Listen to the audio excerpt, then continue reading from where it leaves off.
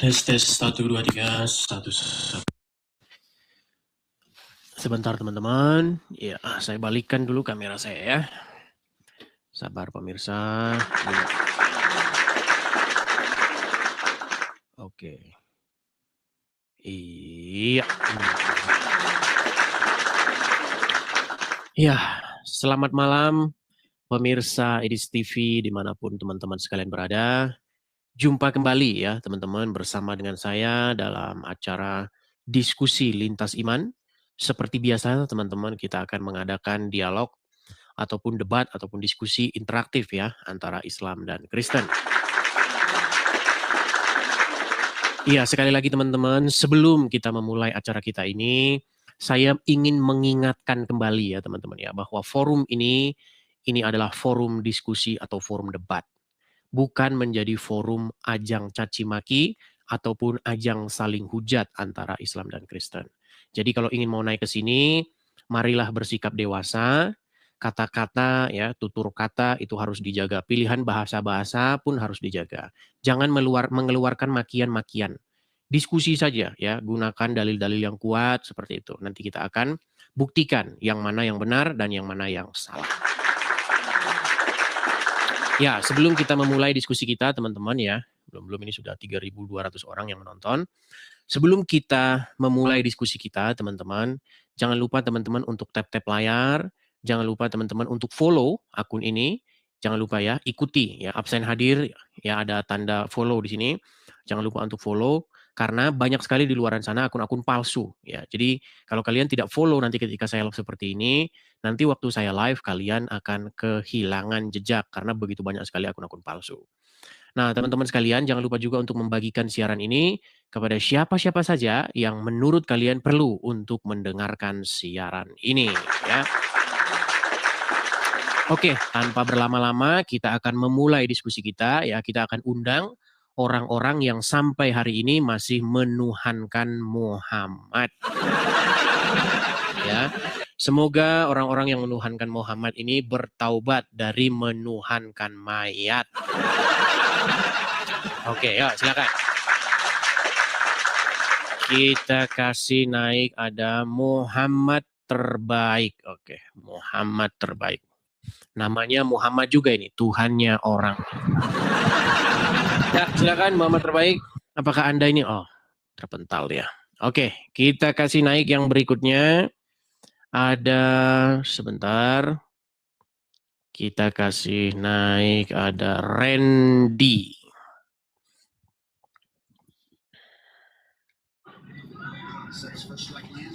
Selamat malam Randy. Ya, malam Bang Edis. Selamat malam Bang juga. Silakan Randy nyalakan kamera dulu. Bentar, aku Kristen sih Bang. Cuman mau nanya masalah itu doang tapi ini Abang udah nggak bahas itu lagi ya katanya. Aku ambil ini bentar Bang, bentar. Kita mengundang yang masih menuhankan mayatnya Muhammad.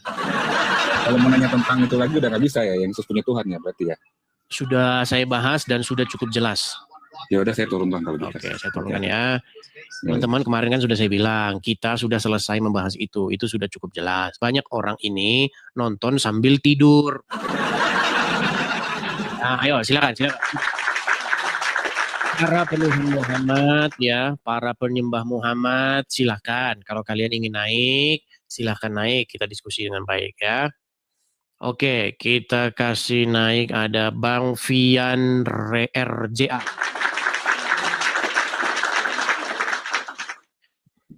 Ya, selamat siang. Selamat malam Abang Idris. Ya, apa kabar? Silakan, kabar baik. Silakan nyalakan kamera dulu. Alhamdulillah. Ya, Bang.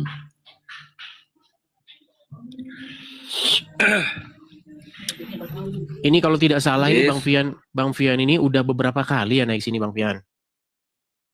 Benar, tapi udah lama nggak naik. Udah lama nonton aja. Masih Islam sampai sekarang?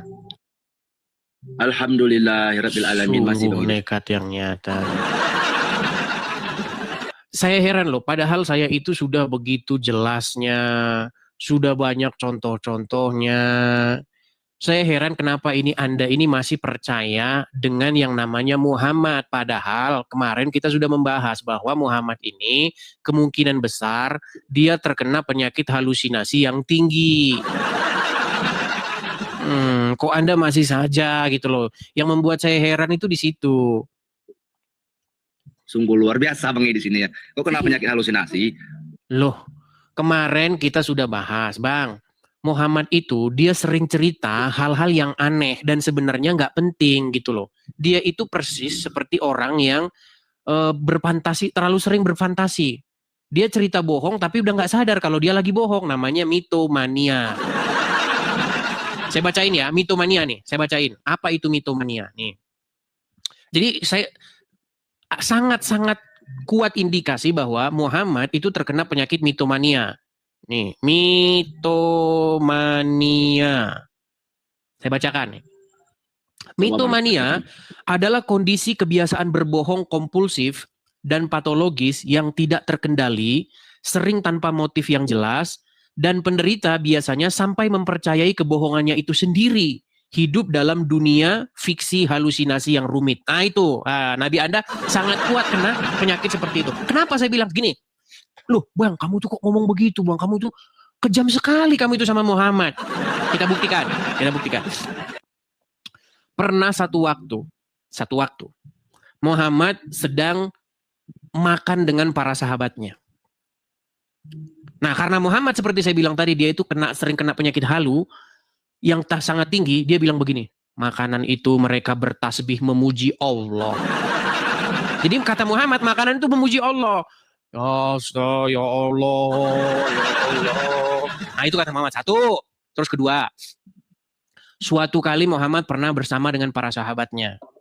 Terus dia bilang, sesungguhnya daun-daun, batu-batu, kalau saya lewat, mereka bertasbih memuliakan saya. Wah, ada juga. Jadi kalau Muhammad lewat, Gimana dalilnya Bang? Ayatnya di mana? Selama jadi muslim nggak pernah dengar itu? Belum Bang. Baik, kita akan bukakan hadis-hadisnya ya. Luar biasa mereka ini. Mereka tidak tahu kalau Muhammad lewat, daun-daun batu-batu memuji Muhammad.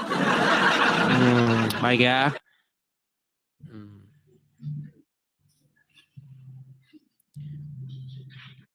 Disangkain saya fitnah teman-teman. Nih ya. Nih saya akan tunjukkan. Di dalam Sahih Bukhari, di dalam Sahih Muslim diriwayatkan ya bahwasanya sebentar nih.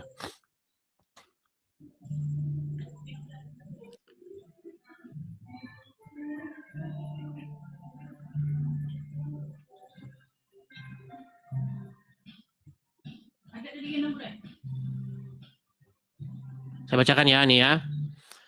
Coba bacakan. Oke, diriwayatkan ya, diriwayatkan. Tidakkah kamu tahu? Sebentar nih. Sebentar. Ini ayat Qur'annya. Saya cari hadisnya ya, teman-teman ya.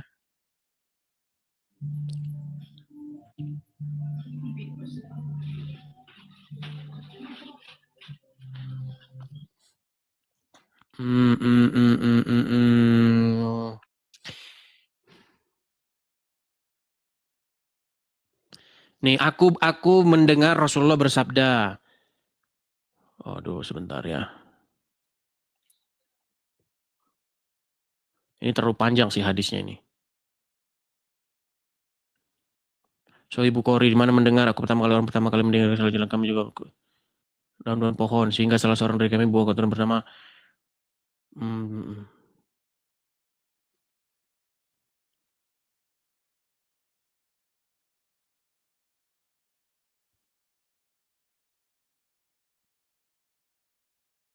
ya mungkin nanti dibantulah. Yang jelas itu semua ada yang saya bilang itu ya. Yang jelas ketika Muhammad lewat, itu pohon-pohon semuanya itu berhormat kepada Muhammad.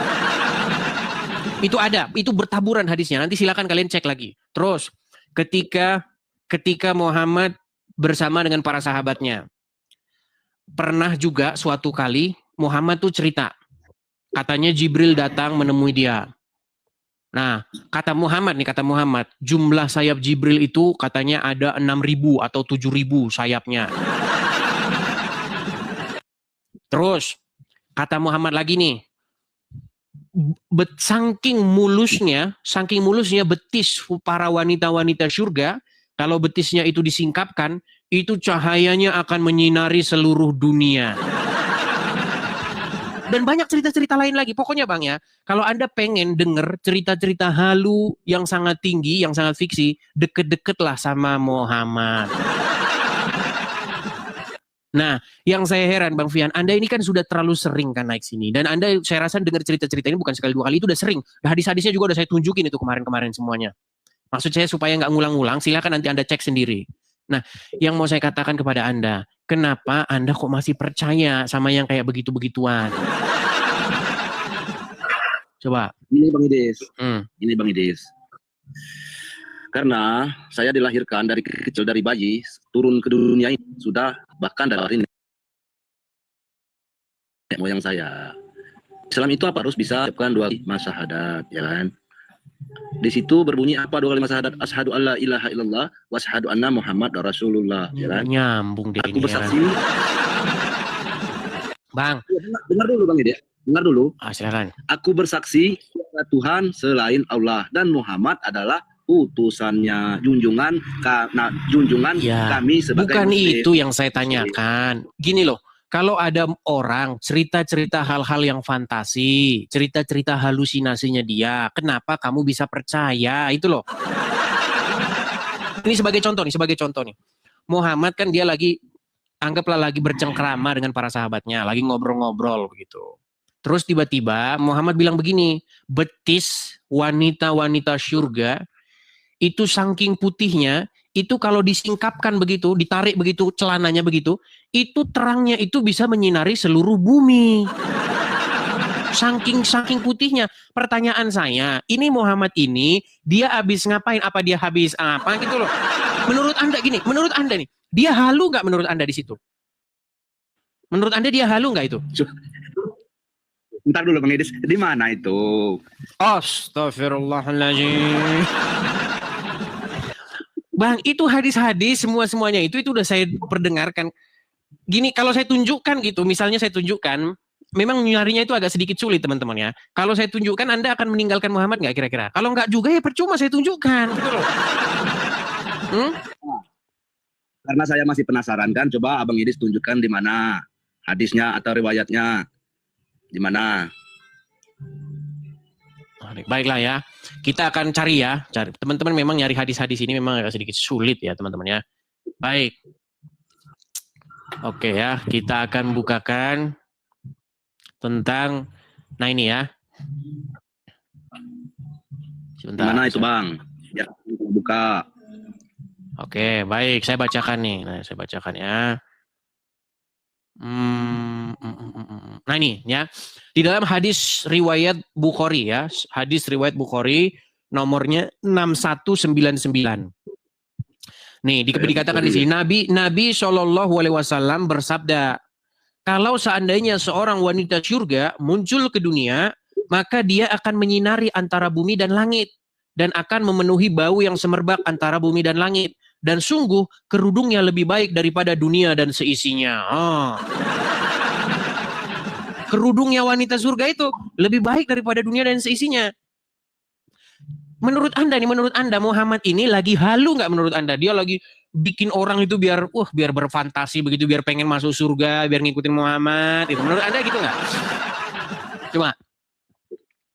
Menurut pendapat saya ya, kalau diterima nggak diterima sama Bang Idis, ini menurut pendapat saya sih, kita harus bisa membedakan perjalanan dan ajaran Nabi Muhammad Bang Idis, ya kan? Perjalanan dan ajaran beda itu Bang.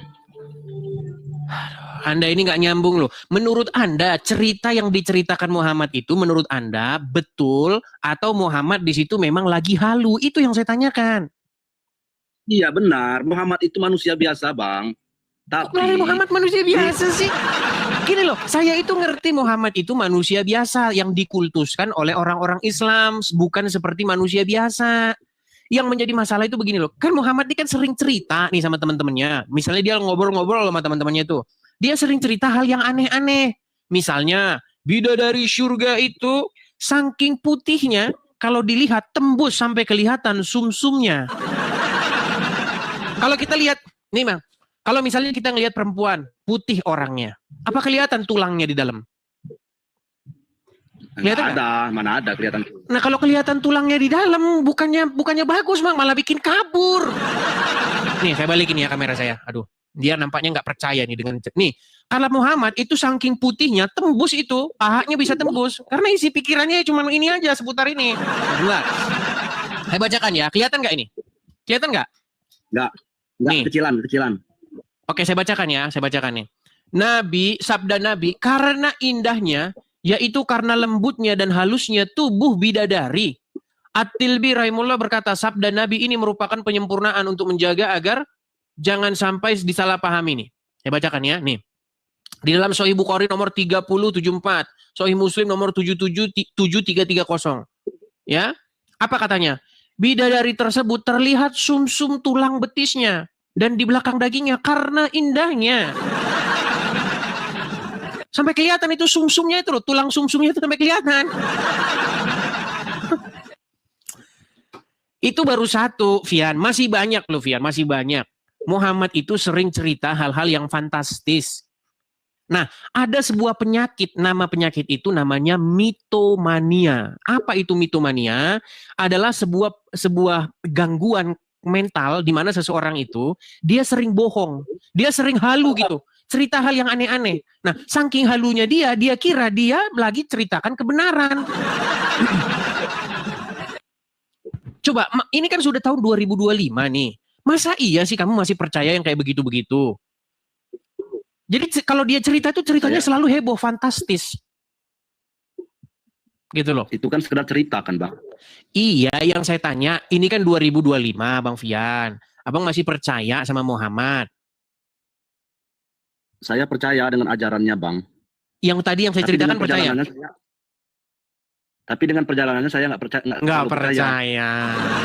Puji Tuhan. Nah, itu sudah satu langkah yang baik Bang. Artinya gini Bang, perubahan besar itu diambil oleh satu langkah yang sedikit saja. Karena Anda sudah berani melangkah sedikit saja untuk mengatakan bahwa saya tidak percaya dengan itu semua, percayalah Bang, besok-besok Anda nanti akan menambahi langkah Anda. Kan baru langkah kecil tuh. Besok langkah yang kedua, langkah ketiga. Nah, semoga nanti di tahun 2026 Bang Fian sudah datang ke sini dan mengatakan, Bang, saya sudah meninggalkan ajaran Muhammad. Gitu. Gini Bang Ide, saya cerita dulu tentang perjalanan Nabi Muhammad ya. Mau nggak dengarnya? Gimana cerita perjalanan tentang Muhammad? Muhammad itu Bang, lahir dari rahim manusia. Sama kayak kita. Sumbernya di mana itu? Sumber-sumbernya? Katanya ketika Muhammad dilahirkan, Jazirah Arab itu diterangi oleh sinar yang sangat terang. Betul nggak? Waktu Muhammad lahir, maka cahayanya itu menyinari seluruh Jazirah Arab. Pernah dengar cerita itu? Ya, terus? Gimana? Emangnya Aminah ngelahirin lampu gitu? Lampu yang dilahirin, yang keluar dari rahimnya? Makanya saya bilang Bang, ini nih udah 2025. Ayo yuk gunakan akal sehat kita. Kenapa kita ini kok masih percaya saja dengan dongeng-dongeng yang dipercayai oleh orang, yang digunakan oleh orang-orang dalam zaman dulu Bang. Bahkan katanya dadanya Muhammad tuh dibelah. Pernah dengar cerita itu? Dibelah dadanya, terus kemudian diambil hatinya, dicuci pakai air jam-jam. Terus dimasukin lagi supaya hatinya bersih. Pernah dengar cerita itu nggak? Pernah Bang, belum pernah. Coba cerita dulu Bang. Saya mau dengar. Pada suatu waktu, ketika Muhammad sedang bermain-main dengan teman-teman kecilnya, datanglah malaikat Jibril katanya. Nah, kemudian dadanya itu dibelah gitu Bang. Nah, diambil. Kemudian isinya itu, hatinya itu dicuci dengan air jam-jam. Untuk dibersihkan yang namanya kotoran-kotoran dari dalam hatinya. Saya tanya sama Anda nih. Kalau Anda punya penyakit iri hati, dengki, dendam, apakah dokter akan membedah hati Anda lalu dicuci? Nggak bisa Bang. Itu kan seperti sakit hati, iri, amarah, dengki di hati. Itu kan sebenarnya hanya bahasa metafor Bang. Bukan berarti hatinya dicuci ke dokter. Lalu bagaimana ini Bukan, Bang. cerita Muhammad? Katanya memang hatinya harus dicuci. Berarti kalau ada orang penyakit dendam, penyakit iri hati, berarti zaman sekarang harus pergi ke rumah sakit, dibedah dadanya, dicuci hatinya. Ini udah 2025, bro. Gimana sih kita ini? Aduh. Kok masih aja gitu loh percaya sama yang begini-begini. Herman, saya dulu dengan kalian. Saya tidak kurang banyak mengambil contoh, Bang. Cerita-cerita tentang Muhammad. Kenapa kok kalian masih tidak percaya juga dengan saya? Janganlah keraskan hatimu. Yuk. Di dalam agama Islam itu memang kita akui penuh dongeng-dongeng. Orang-orang kalangan terpelajar, orang-orang Islam yang sudah terpelajar, mereka sudah nggak percaya lagi, Bang, dengan yang kayak begitu-begituan. Cerita-cerita fiksi, cerita-cerita fantasi tentang Muhammad, itu sangat banyak. Ayo ambil satu langkah yang baik. Begitu loh. Sebenarnya Bang, hadis-hadis, riwayat-riwayat, itu sebenarnya banyak cerita-cerita bohong, Bang. Banyak orang muslim yang naik ke sini sudah mengakui itu, bahwa hadis itu hanya ditulis 300 tahun setelah Muhammad meninggal. Dan yang menulis, yang menyaksikan itu nggak pernah ketemu dengan Muhammad. Ya, saya harap Bang Fian. Nggak bisa. Gimana? Gini Bang, saya ceritakan dulu hukum Islam apabila murtad ya. Ya, bahaya ini Bang. Iya, itu ditakut-takutin sama Muhammad biar nggak murtad. Kalian itu sudah dicengkeram oleh yang namanya dogma, dicengkeram oleh yang namanya ketakutan. Kalau murtad nanti masuk neraka, kalau murtad nanti begini dan begitu. Intinya kalian ditakut-takutin. Persis seperti anak kecil balita yang ditakut-takutin. Nggak boleh begitu, nanti begini. Saya pernah dengar cerita. Dulu masa kecil saya itu ya, tinggal di satu tempat di mana 99,9% teman-teman saya itu muslim semua. Jadi di masa kecil saya itu 9,9% itu muslim semua dan saya sering main sama mereka. Jadi pernah satu saat begini. Saya punya tetangga, dia punya kucing. Nah, waktu kecil saya itu nakal sekali. Nah, kucingnya itu sering saya lempar atau saya pukul atau saya apain kan. Terus dibilang begini, kamu jangan begitu sama kucing, itu kesayangan Rasulullah. Maksudnya gimana? Nanti kalau kamu ngapa-ngapain kucing itu, kalau misalnya nanti kucingnya mati, kamu nanti akan dihukum suruh menghitung bulunya. Suruh menghitung bulu kucing ya? Iya, karena kucing itu adalah binatang hewan kesayangan Rasulullah. Jadi kamu nggak boleh macam-macam sama kucing. Coba kalau kamu disuruh ngitung bulunya, ayo setengah mati nanti kamu. Tapi setelah saya dewasa, setelah saya besar, saya teringat begitu betapa memang Islam ini memang dipenuhi dengan yang namanya tahayul dan dongeng-dongeng. Tapi kenapa Anda tidak percaya gitu loh, yang saya heran. Sanksi untuk duniawi Bang ya, untuk pria ya. Murtad, apabila murtad ya. Murtad dan tidak mau bertobat harus dihukum mati berdasarkan hadis. Siapa yang mengganti agamanya maka bunuh katanya Bang. Nanti saya dibunuh, nggak mau saya. Nah, takut kan dia. Bang, puji syukur kepada Tuhan bahwasanya negara kita itu tidak menganut sistem peradilan berdasarkan syariat Islam. Negara kita bukan negara Islam. Jadi kalau murtad nggak apa-apa, malah didukung oleh pemerintah. Menurut undang-undang tentang kebebasan beragama dan memeluk kepercayaan, setiap orang bebas, berhak memeluk kepercayaan, memeluk agama dan kepercayaannya masing-masing. Jadi Anda boleh Bang pindah-pindah agama di negara kita ini. Jadi jangan takut. Masa Anda mau percaya sama cerita begitu? Contoh nih, saya pernah punya pegawai-pegawai perempuan. Nah, pegawai-pegawai perempuan saya ini dulu ya, waktu saya masih di sana, di Indo, mereka ini sering kalau habis mandi, itu rambutnya itu numpluk di drainase itu, aliran buangan air itu. Setiap hari saya terus yang bersihin. Nah, karena mereka ini adalah para muslimah yang rajin sholat, rajin ngaji, sampai nangis-nangis, saya bilang begini, kalian ini, kalau sampai menunjukkan satu helai rambut kalian, maka kalian akan 70 tahun dibakar di neraka. Ketawa mereka ketawa-ketawa, kiki. Oh, bohong-bohong aja katanya. Loh, saya tunjukkan hadisnya. Barang siapa seorang perempuan menunjukkan satu helai rambutnya, maka akan 70 tahun dibakar di neraka jahanam. Saya tunjukin hadisnya begitu. Ketawa-ketawa dia terpingkal-pingkal. Memang ada. Itulah hukum Islam, Bang. Iya, Itulah menjadi salah satu hukum yang Islam. yang menjadi pertanyaan saya itu gini loh. Apa memang Muhammad yang ngomong gitu atau memang ini adalah karang-karangan orang terus ditempel-tempelin dinisbatkan kepada Muhammad padahal Muhammad nggak pernah ngomong begitu. Makanya Kalau sekarang memang nggak ada hadis. Gini, Bang, kalau memang nggak ada hadis dan riwayat di dalam Al-Qur'an itu hanyalah cerita dongeng. iya, kan umat muslim kan berdasarkan hadis juga, Bang. Coba sekarang saya tanya, Anda punya istri kan? Ya, Oke, istri Anda pakai jilbab nggak? pakai hijab. Nah, kenapa pakai jilbab? Kenapa? Dulu, Bang, Anda mungkin kelahiran tahun 980 sekian mungkin ya. Mungkin kita seumuran ini. Mungkin kita seumuran. Dulu, ingat-ingat zaman dulu. Ada nggak perempuan-perempuan pakai jilbab? Jarang, Bang. Coba ketik di Google perempuan-perempuan Indonesia tahun 90, tahun 80. Nggak ada, Bang, yang pakai jilbab. Orang pakai jilbab itu tahun 2010 ke sini, 2015 ke sini. Karena apa? Karena zaman dulu belum zaman internet. Nah, ketika di zaman internet disebarkanlah informasi begitu. Menurut hadis, bahwasanya wanita tidak boleh menampilkan satu helai rambutnya saja. Kalau terlihat satu helai, maka 70 tahun dia akan dibakar di neraka. Menurut kata Muhammad. Ya. Terus yang menggembar-gemborkan ini siapa coba? Yang menggembar-gemborkan hadis ini biar perempuan-perempuan muslim semua pakai jilbab. Ya tukang jual jilbab. Iya penjual jilbab itu. Biar apa? Biar dagangan lancar. Fulus mengalir. Gimana? Gini, Bang, masalah murtad tadi ya. Ya.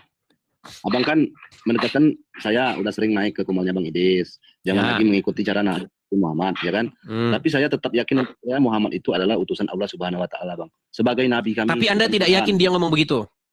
Oke, Anda yakin dia utusan Allah. Tetapi Anda tidak yakin bahwa Muhammad mengajarkan yang demikian yang saya katakan tadi? Itu adalah cerita dongeng aja, Bang. Cerita dongeng. Artinya begini, Bang, Anda sudah mengambil satu langkah berani. Ya, sekarang Anda mengatakan bahwa yang di hadis-hadis itu cerita dongeng. Mudah-mudahan tahun depan saya dengar cerita bahwa Anda mengatakan demikian kepada Al-Quran Nur Karim. Gini Bang Idis. Ya, gimana? Dari tadi Bang Idis cuma cerita aja, nggak ada ngeliatin apa ayat riwayat. Oke, baiklah ya, kita tunjukkan ya. Disangkanya kita bohong, teman-teman. Oke, baik. Ya, baik ya. Apakah benar kalau wanita menampakkan rambutnya satu saja kelihatan akan dibakar 70 tahun di neraka? Itu hukum Islam itu, Bang. Iya, Anda kan tadi sudah katakan itu dongeng. Sekarang Anda katakan itu hukum Islam. Ini gimana sih kok pelin-pelan saja Anda nih? Baik, kita tampilkan ya. Memang luar biasa Anda ini mengatakan demikian. Baik, saya akan tunjukkan. Kok 70 tahun? 70.000 tahun bahkan malahan.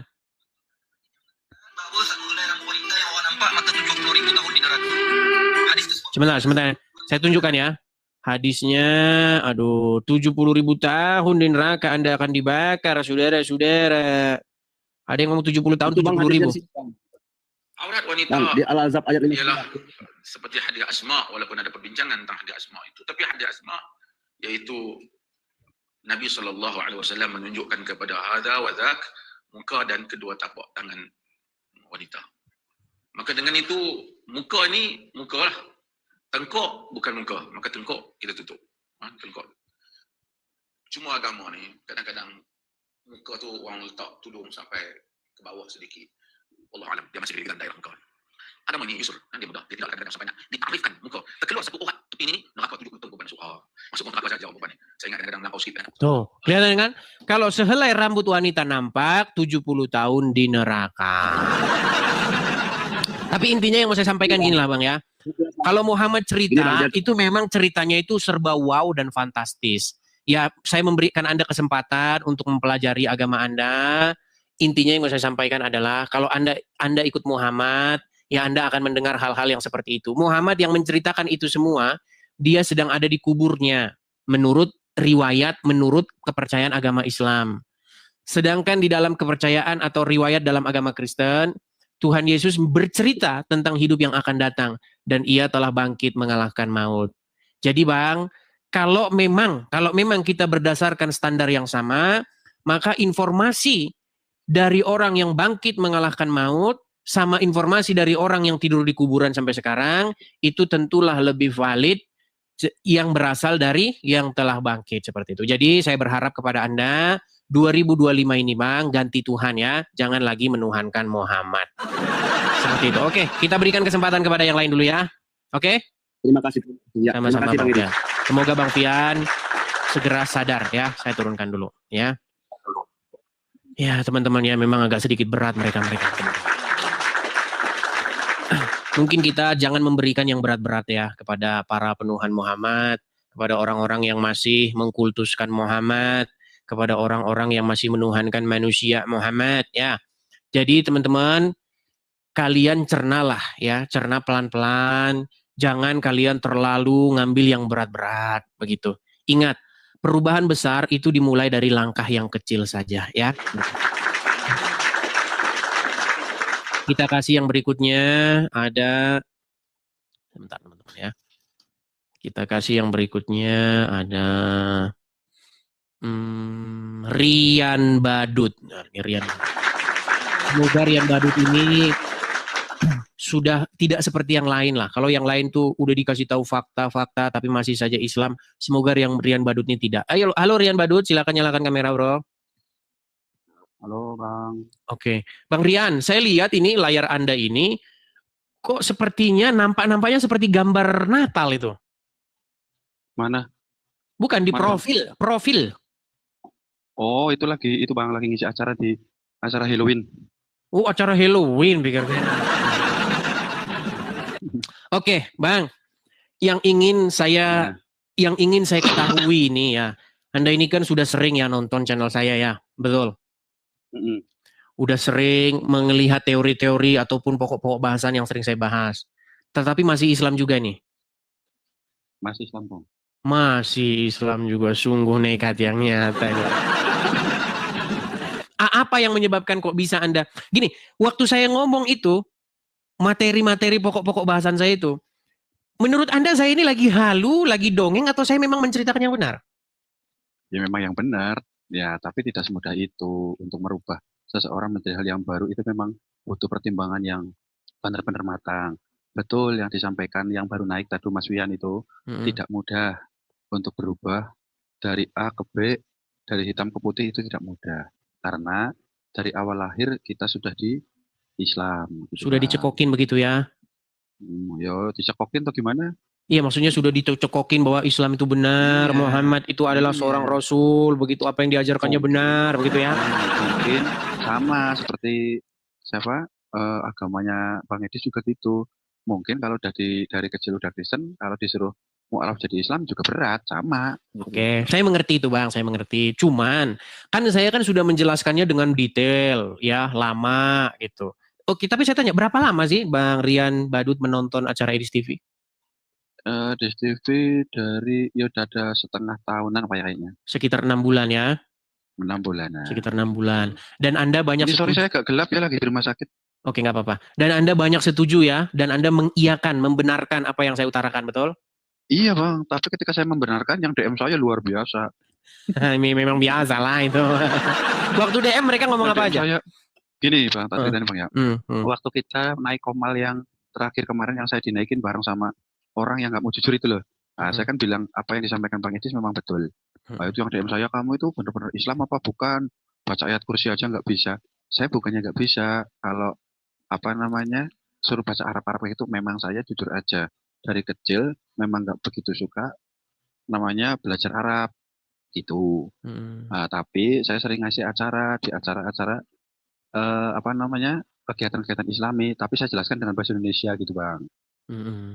Gitu. Terus yang DM gini, kamu paling Islam KTP, murtad dan segala macam nanti disiksa di kubur.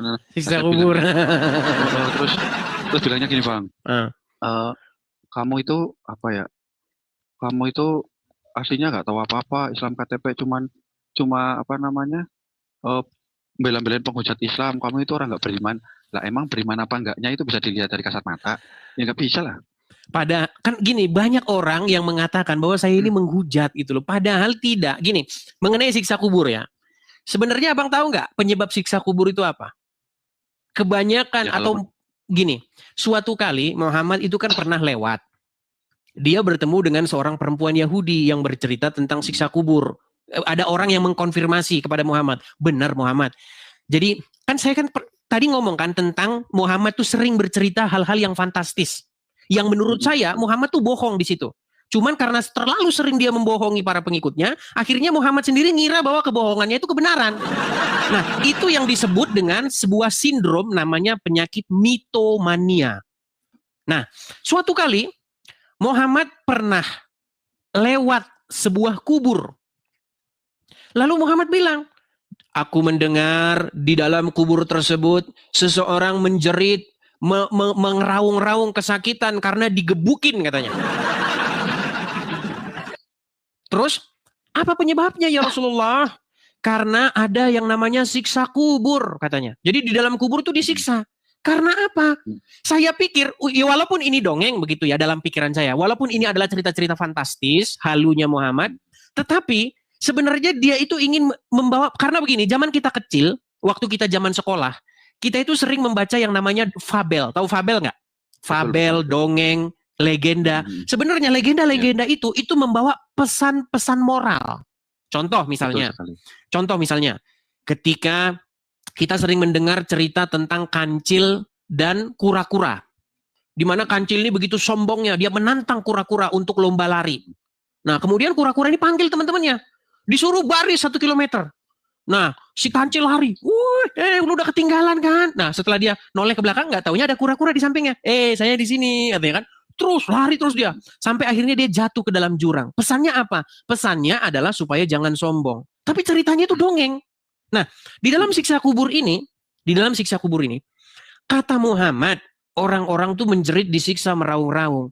Saya pikir disiksa itu karena mencuri, karena berzina, ya kan, karena merebut istri orang. Bukan itu ternyata. Ternyata tahu nggak apa penyebab siksa kubur? Apa bang? Perkara pipis. Anda tidak tahu. Jadi menurut Muhammad, kalau orang pipis, kalau orang buang air kecil, tetapi dia tidak cebok atau terkena percikan bekas air kencing, maka orang tersebut akan disiksa di dalam kubur.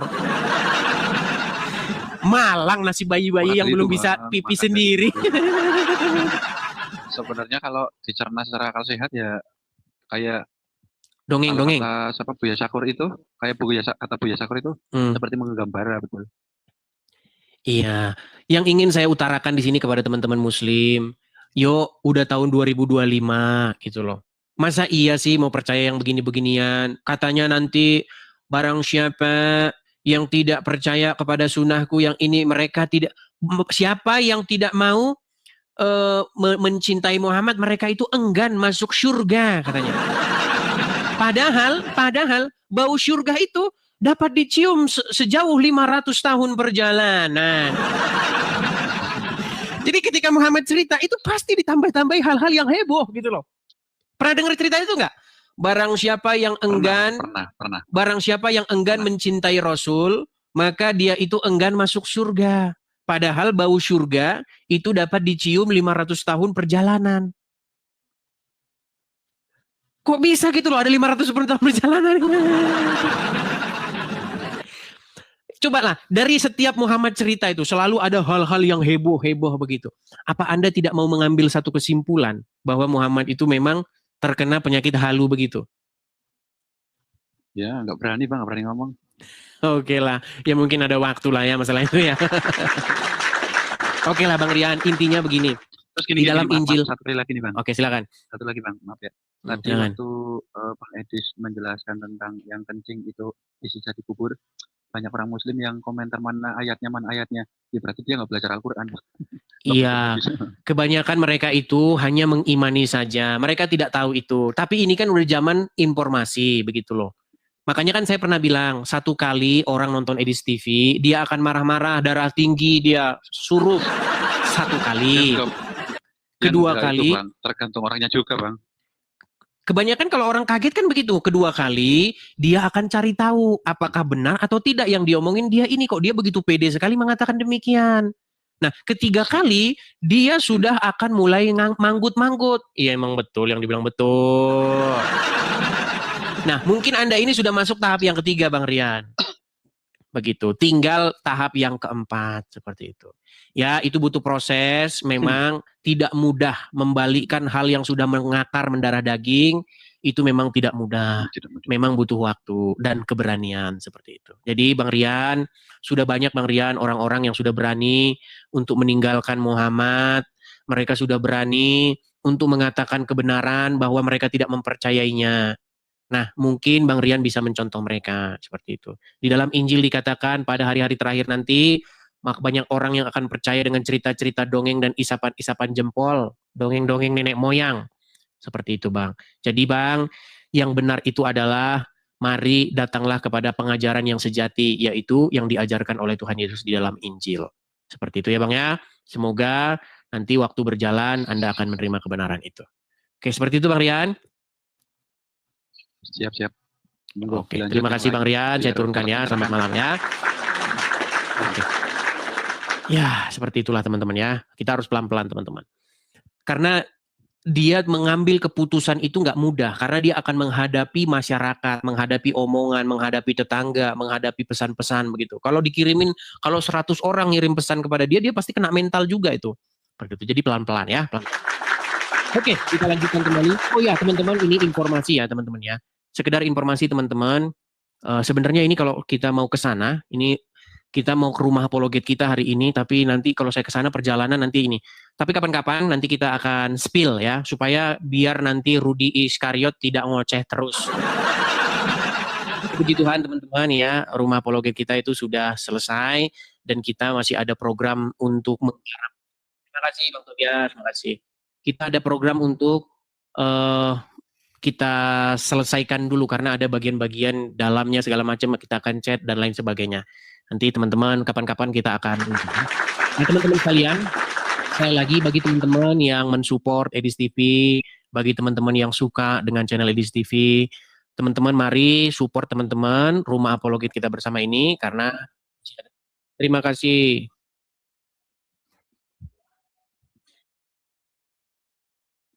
Oke, terima kasih. Bagi teman-teman yang ingin mensupport rumah apologet ini teman-teman, karena masih ada sekitaran ya 8%-an lagi teman-teman yang masih kita perlukan biayanya. Kalau teman-teman ada berkat berlebih, teman-teman bisa mensupport di yang tertera di layar ya. Bagi teman-teman yang nonton di YouTube juga itu ada tulisan berjalan, teman-teman juga bisa mensupportnya lewat situ. Ada Zelle, ada PayPal, ada Bank BRI, teman-teman bisa mensupport lewat situ ya. Ya, puji Tuhan ya teman-teman ya. Kapan-kapan nanti. Nah bagi teman-teman yang berada di sekitar ini juga udah bisa, kita kapan-kapan main. Bila perlu bantuin saya ngecat lah ya, bersih-bersih dalamnya. Begitu. Karena kita masih harus membersih-bersihkan ya halamannya segala macam dan lain sebagainya. Gitu. Kemarin saya seharian itu ngerjain itu, jadi badan agak sedikit babak belur ya, karena seharian saya bersih-bersih begitu ya. Oke, kita lanjutkan kembali. Terima kasih Leo Linha, terima kasih. Oke, kita lanjutkan kembali ya. Mari teman-teman silahkan naik. Kalau kalian memiliki keraguan-raguan begitu ya untuk meninggalkannya, boleh tanya di sini. Boleh kalian bercerita, berbagi dengan teman-teman yang sudah meninggalkannya, seperti itu. Oke, kita kasih naik ada GR Hidayat. Ya, silakan GR Hidayat. Selamat malam GR. Oke, terpental ya. Kita kasih naik ada Nita.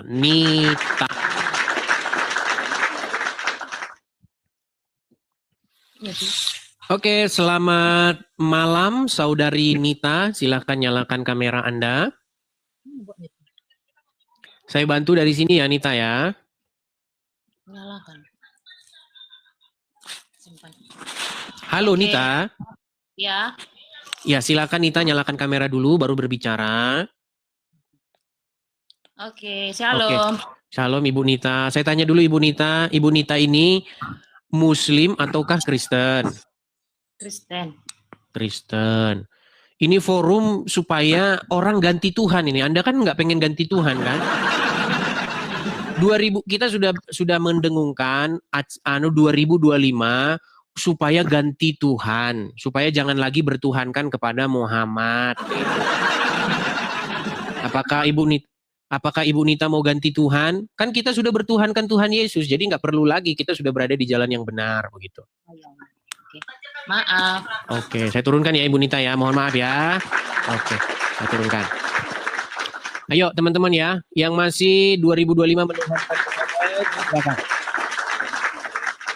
Kita kasih naik ada Gabil Zetiawan. Gabil Zetiawan.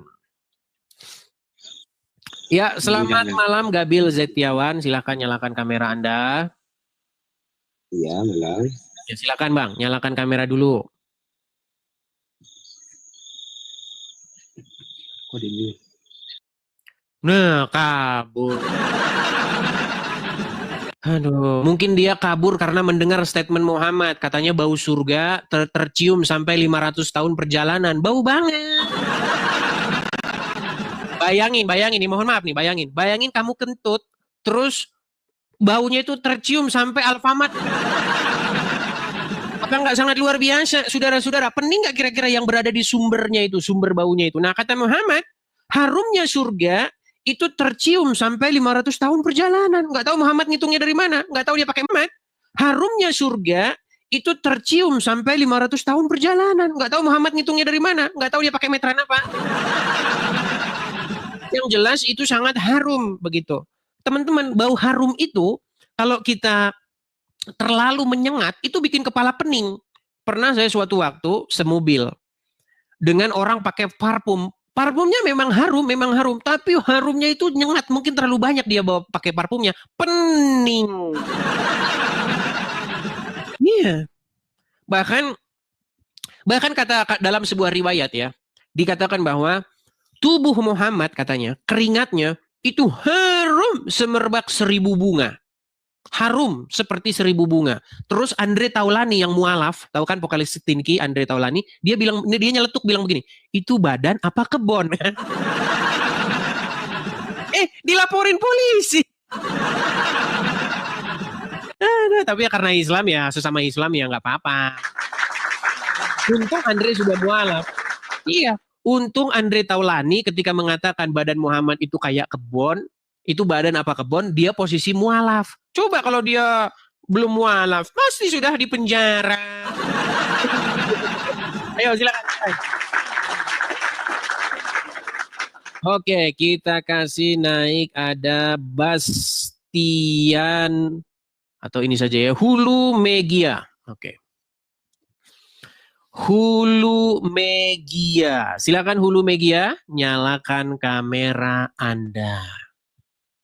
Hulu Megia. Oke, lari lagi. Kita kasih naik ada sebentar ya. Pak Daeng Taha. Taha ya. Daeng Taha. Ya, selamat malam Daeng Taha.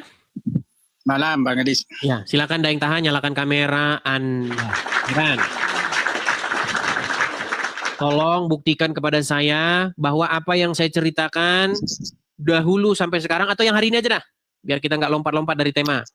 Apakah yang saya ceritakan itu adalah fitnah yang kejam, fitnah yang keji terhadap Islam dan Muhammad? Silakan. Kamera dulu, Pak Daeng Taha, kamera dulu. Ya. Benar nggak bahwa keringat Muhammad itu harum seperti 1000 bunga, harum bunga kesturi dan lain sebagainya?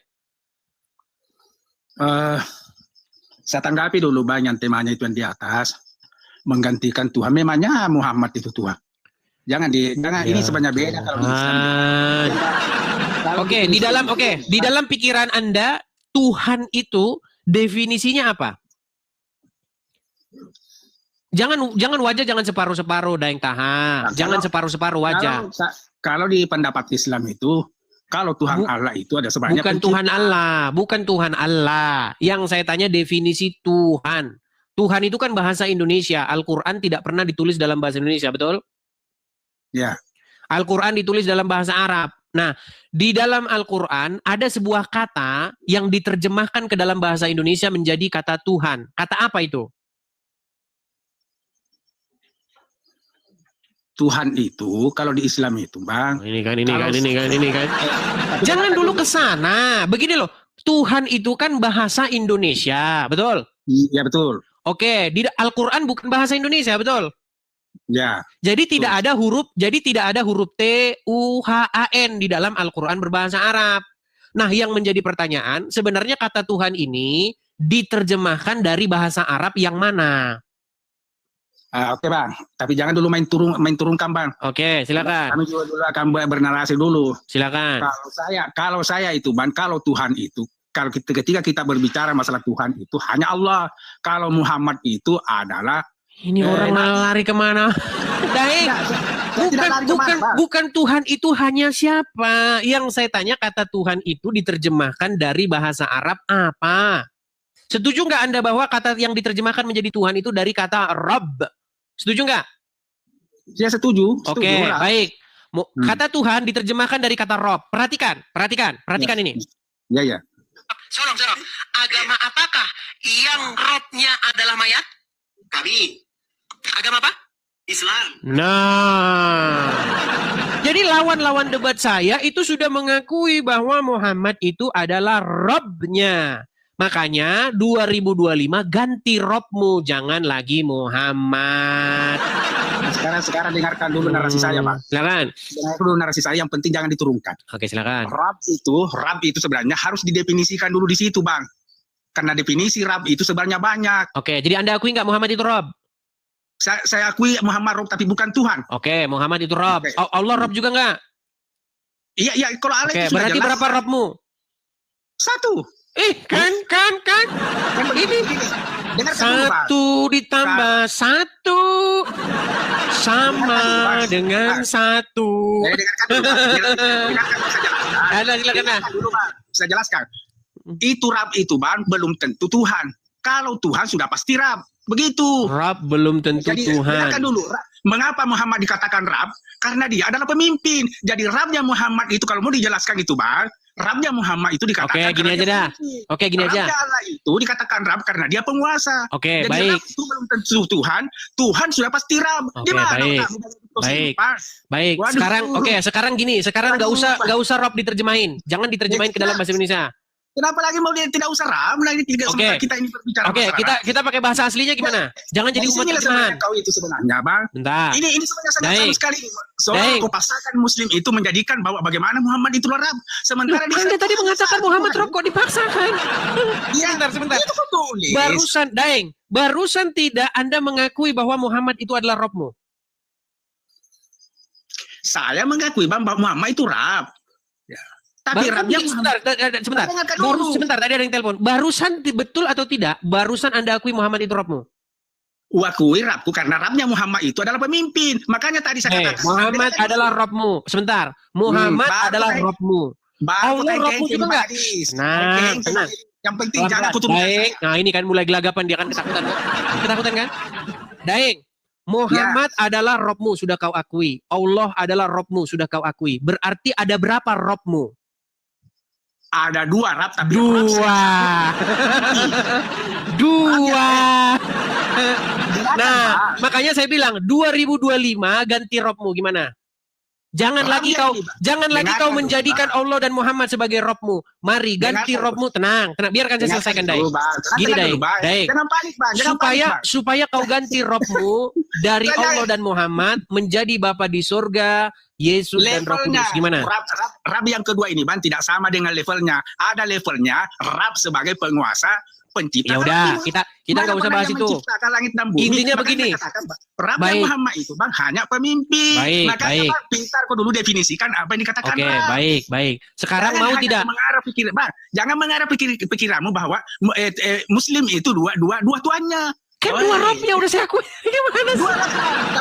2 Robmu gimana? Aduh, sebentar. Saya akan tunjukkan lagi. Aduh, gimana sih? Robmu itu sudah ada 2, Daeng. Kau sudah akui itu. Coba sekarang dengarkan ya. Dengarkan nih. Saya minta 30 detik. 30 detik. Belum berdebat dengan Edis TV, Tasik Ngaji akui Muhammad adalah Rob. Rob itu artinya Tuhan. Nah, Rob itu artinya Tuhan. Jadi Tuhan kalian ada dua, Allah dan Muhammad. Nah, 2025, tolong itu Tuhan yang dua dibuang, diganti. Begitu. Tidak seperti itu. Apa kalau video itu, Bang? Video itu bisa dipotong-potong, Bang. Itu ada menurut sambungannya. Oke, yang mengatakan arti Rob itu Tuhan namanya Ustadz. Itulah permainanmu yang selama ini sehingga kau mengecilkan Islam. Padahal Islam itu tidak sebodoh itu, Bang. Sudah sebodoh itu selama ini kau memfitnah, Bang. Seolah-olah kau menganggap bahwa Islam di mana saya fitnah? Anda mengakui nggak bahwa Muhammad itu Robnya umat Islam? Ini kau mengatakan bahwa Tuhan memposisikan bahwa Muhammad sama dengan kapasitasnya dengan Allah. Oh tidak, Bang. Kapan saya bilang Muhammad kapasitasnya sama dengan Allah? Kapan saya bilang begitu? Itu maksudmu itu bahwa enggak, Muhammad itu Anda menafsirkan maksud saya. Saya tidak pernah bilang begitu. Yang saya katakan Muhammad itu Robnya umat Islam, Anda akui. Allah juga Robnya umat Islam, Anda akui. Ada berapa Robmu? Ada dua, kau sudah akui. Nah, menurut Ustadz Felix Xiao, Rob itu artinya Tuhan. Makanya saya bilang Tuhan kalian ada dua. Oh, gimana? Saya hanya berpesan kepada Anda, mari ganti Robmu. Oke lah, kalau nggak mau pakai istilah Tuhan, kita pakai bahasa Arabnya. Ganti Rob yuk. Sekarang, ayo jadikan Yesus sebagai Rob kita. Begitu. Supaya apa? Supaya kita dituntun kepada jalan yang benar. Jadi Rob yang sejati itu adalah Bapa di surga. Bapa di surga telah mengutus anaknya yang tunggal. Supaya apa? Supaya kita bisa menjadikan Bapa di surga sebagai Rob kita. Maka kita harus jadikan Yesus sebagai Rob kita. Nah, Yesus juga telah mengutus Roh Kudus. Roh Kudus ini juga harus jadi Rob kita untuk menuntun dan membimbing kita ke jalan yang benar. Seperti itu. Cuma masalahnya nih, Bang. Gimana? Kamu itu sebenarnya digantung. Kan tidak salah saya mengatakan kan memang gantung.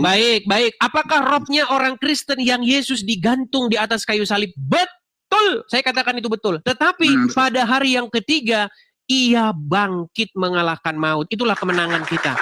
Nah, sementara Robmu yang Muhammad sampai hari ini masih di kuburan. Betul atau salah? Benar sekali, Bang. Benar. Oke, berarti kau akui nggak bahwa Robnya umat Muslim masih di kuburan? Jawab. Betul atau tidak bahwa Robmu Muhammad masih ada di kuburan? Berikan dulu narasi saya, Bang. Ini penjelasannya begini. Gimana? Allah mengatakan di dalam Al-Quran, kullu nafsin sa'iqatun. Aduh, yang saya tanyakan kepadamu, betul atau salah bahwa Robnya umat Islam ada di kuburan? Iya, tapi kan ajarannya. Oke, berarti umat Islam adalah umat Islam adalah umat yang Robnya adalah mayat, betul? Betul.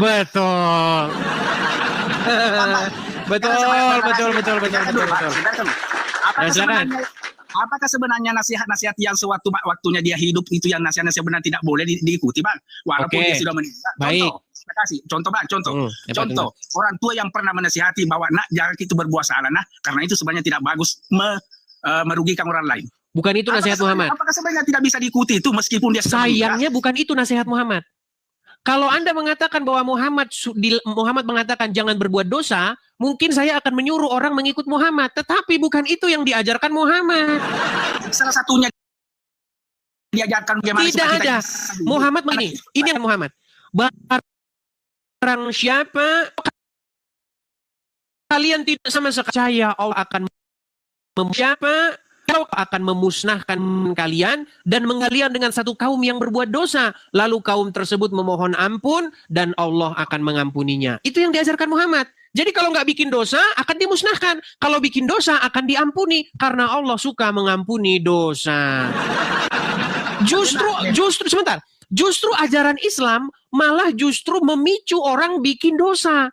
Karena apa? Kalau tidak bikin dosa malah dimusnahkan. Kalau bikin dosa malah diampuni. Karena Allah senang mengampuni, mendengar doa-doa hambanya yang memohon ampun. Jadi ibarat kata orang tua begini, sebentar. Ada, misalnya saya sebagai orang tenang. Sedikit lagi. Satu menit. Ya, silakan. Misalnya ada orang tua. Dia punya 2 anak laki-laki. Dia bilang kepada anaknya yang pertama, nak, jangan mencuri. Karena kalau kamu nanti mencuri, kamu nanti akan menyesal. Di penjara kamu menyesal. Itu dia bilang sama anak yang pertama. Tetapi sama anak yang kedua, dia bilang begini. Nak, kalau kau tidak mencuri, kau nanti akan kuganti dengan anak yang lain. Kalau kau tidak mencuri, kau kuganti. Sesungguhnya aku akan mendatangkan anak yang mencuri sehingga dia nanti memohon ampun kepadaku dan ku ampuni. Pertanyaan saya, nasihat yang mana yang bagus? Yang diberikan kepada anak yang pertama atau anak yang kedua? Sekarang saya mau tanya dulu. Pertanyaan saya jawab dulu. Nasihat mana yang baik? Yang diberikan kepada anak pertama atau anak kedua? Yang jelas ya kalau menurut saya pribadi saya itu yang pertama. Nah, Muhammad mengajarkan yang kedua. Kata Muhammad kepada umat muslim, ya ayyuhallazina, wahai orang-orang yang beriman, kalau kalian tidak berbuat dosa sama sekali, dimusnahkan kalian oleh Allah. Dan Allah akan datangkan satu kaum yang berbuat dosa, lalu kaum tersebut memohon ampun, dan Allah mengampuni mereka. Inilah bagaimana cara syaitan menyesatkan umat manusia. Coba dalilnya Oke, kita tunjukkan dalilnya. Mereka nggak percaya, teman. Disangkain saya itu ngomong, sangkain saya itu bohong. Aduh, baik. Aduh, saya akan tunjukkan hadisnya kepada Anda ya. Anda tidak percaya? Bang, dalilnya bukan di hadis, di dalam Al-Quran saya bilang. Bedakan hadis dengan Al-Quran. Oh, berarti Anda tidak percaya dengan hadis? Jangan sampai hadisnya itu doib. Doif, waduh doif katanya sudah ada. Baik, saya tampilkan. Katanya doif lagi. Ini hadis sudah sering ini, makanya kalau nonton. Makanya orang-orang yang belum murtad itu orang yang jarang-jarang nonton Edis TV. Yang saya minta maaf bukan hadisnya, yang dalil yang ada di dalam Quran yang mengatakan bahwa disuruh berbohong. Coba tunjukkan dulu, Bang. Baik, saya bacakan. Kan itu yang saya mau tunjukkan itu. Oke, saya bacakan sebentar ya. Sohih. Apa arti sohih? Apa arti sohih, Daeng? Yang jelasnya sohih itu adalah hadis itu, Bang. Valid, arti sohi itu valid, kata Kainama, valid. Valid yang ada di hadis. Valid, artinya valid ya. Begini. Yang saya tanyakan tenang. Tadi katanya mau ditunjukkan hadisnya, sekarang sudah saya tunjukkan, kau gelagapan. Dengarkan.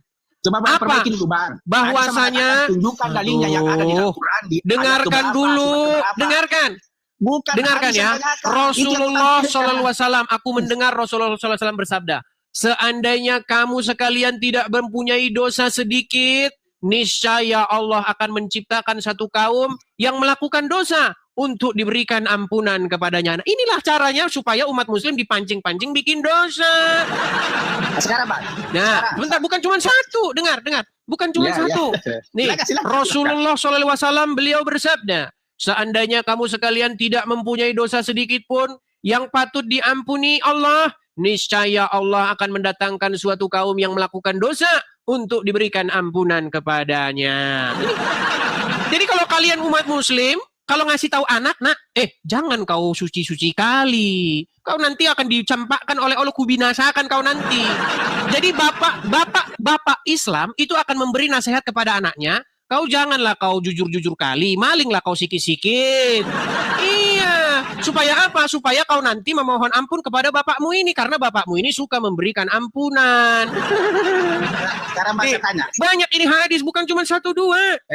Dengarkan dulu, Bang. Demi zat yang jiwaku di tangannya, seandainya kamu sekalian tidak berbuat dosa sama sekali, niscaya Allah akan memusnahkan kalian. Setelah itu Allah akan mengganti kalian dengan umat yang pernah berbuat dosa. Kemudian mereka akan memohonkan ampunan kepada Allah, dan Allah pun pasti akan mengampuni mereka. Jadi umat muslim, sekarang ayo bikin dosa karena pasti diampuni oleh Allah. Yang pertama, tadi permintaan saya adalah dalil yang ada di Al-Quran. Kau tidak tunjukkan, kau tunjukkan itu hadis, Bang. Bukan itu yang saya minta. Yang kedua, apakah ini palsu? Yang kedua, Bang, kau jadi berarti ini hadis kau percaya, Bang? Enggak, saya tanya sama Anda, apakah ini palsu? Ya, persoalan palsu atau bagaimana? Nggak jelas. Ya udah. Ini Sahih Muslim, Sahih Bukhari, ini diriwayatkan oleh banyak hadis. Apakah ini palsu? Karena itu sebenarnya masih banyak penjelasan. Iya, makanya saya tanya kepada Anda, Daeng. Apakah Daeng? Pertanyaan saya simpel. Apakah ini palsu? Apakah ini palsu? Sekarang saya mau tanya Bang Edis, percayakah ini sebenarnya? Percaya? Saya tanya kepada Anda, Daeng, apakah itu palsu? Yang jelasnya saya tidak percaya. Tidak percaya. Sekarang Bang Edis. Oke. Sebenarnya begini, Daeng, Anda tidak percaya dengan hadis. Kenapa hadis masih Anda simpan di rumahmu? Kenapa tidak kau buang itu ke tong sampah?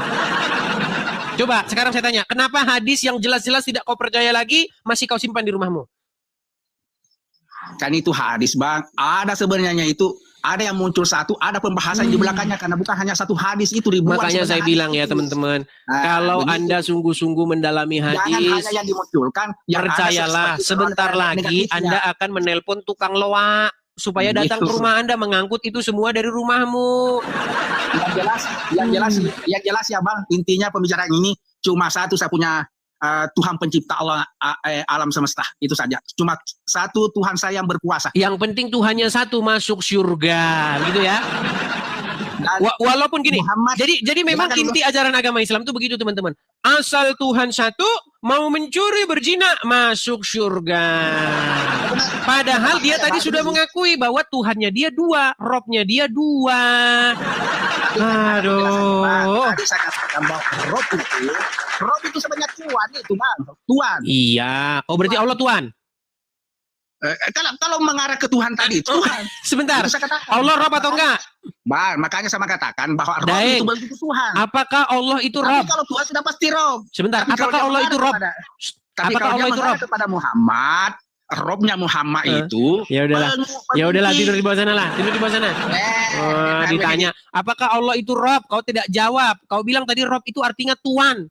Ya berarti Allah hanya Tuhan saja. Jadi kau ini maju kena, mundur kena. Karena begini teman-teman.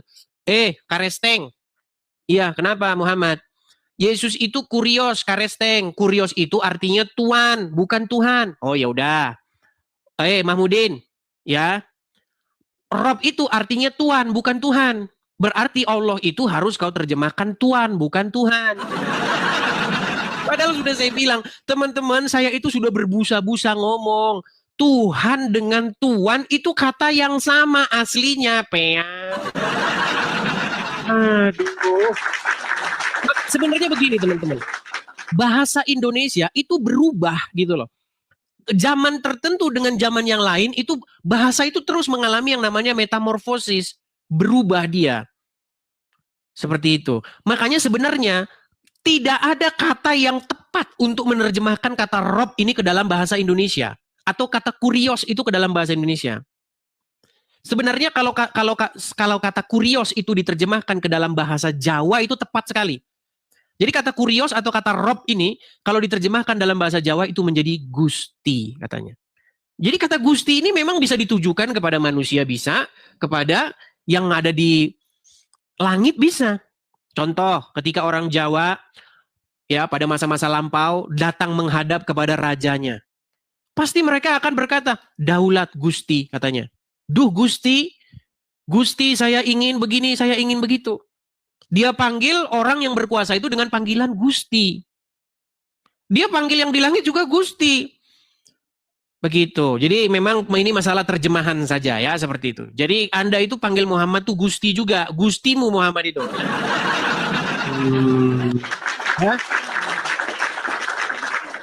Oke. Kita kasih naik ada Taufik Hidayat.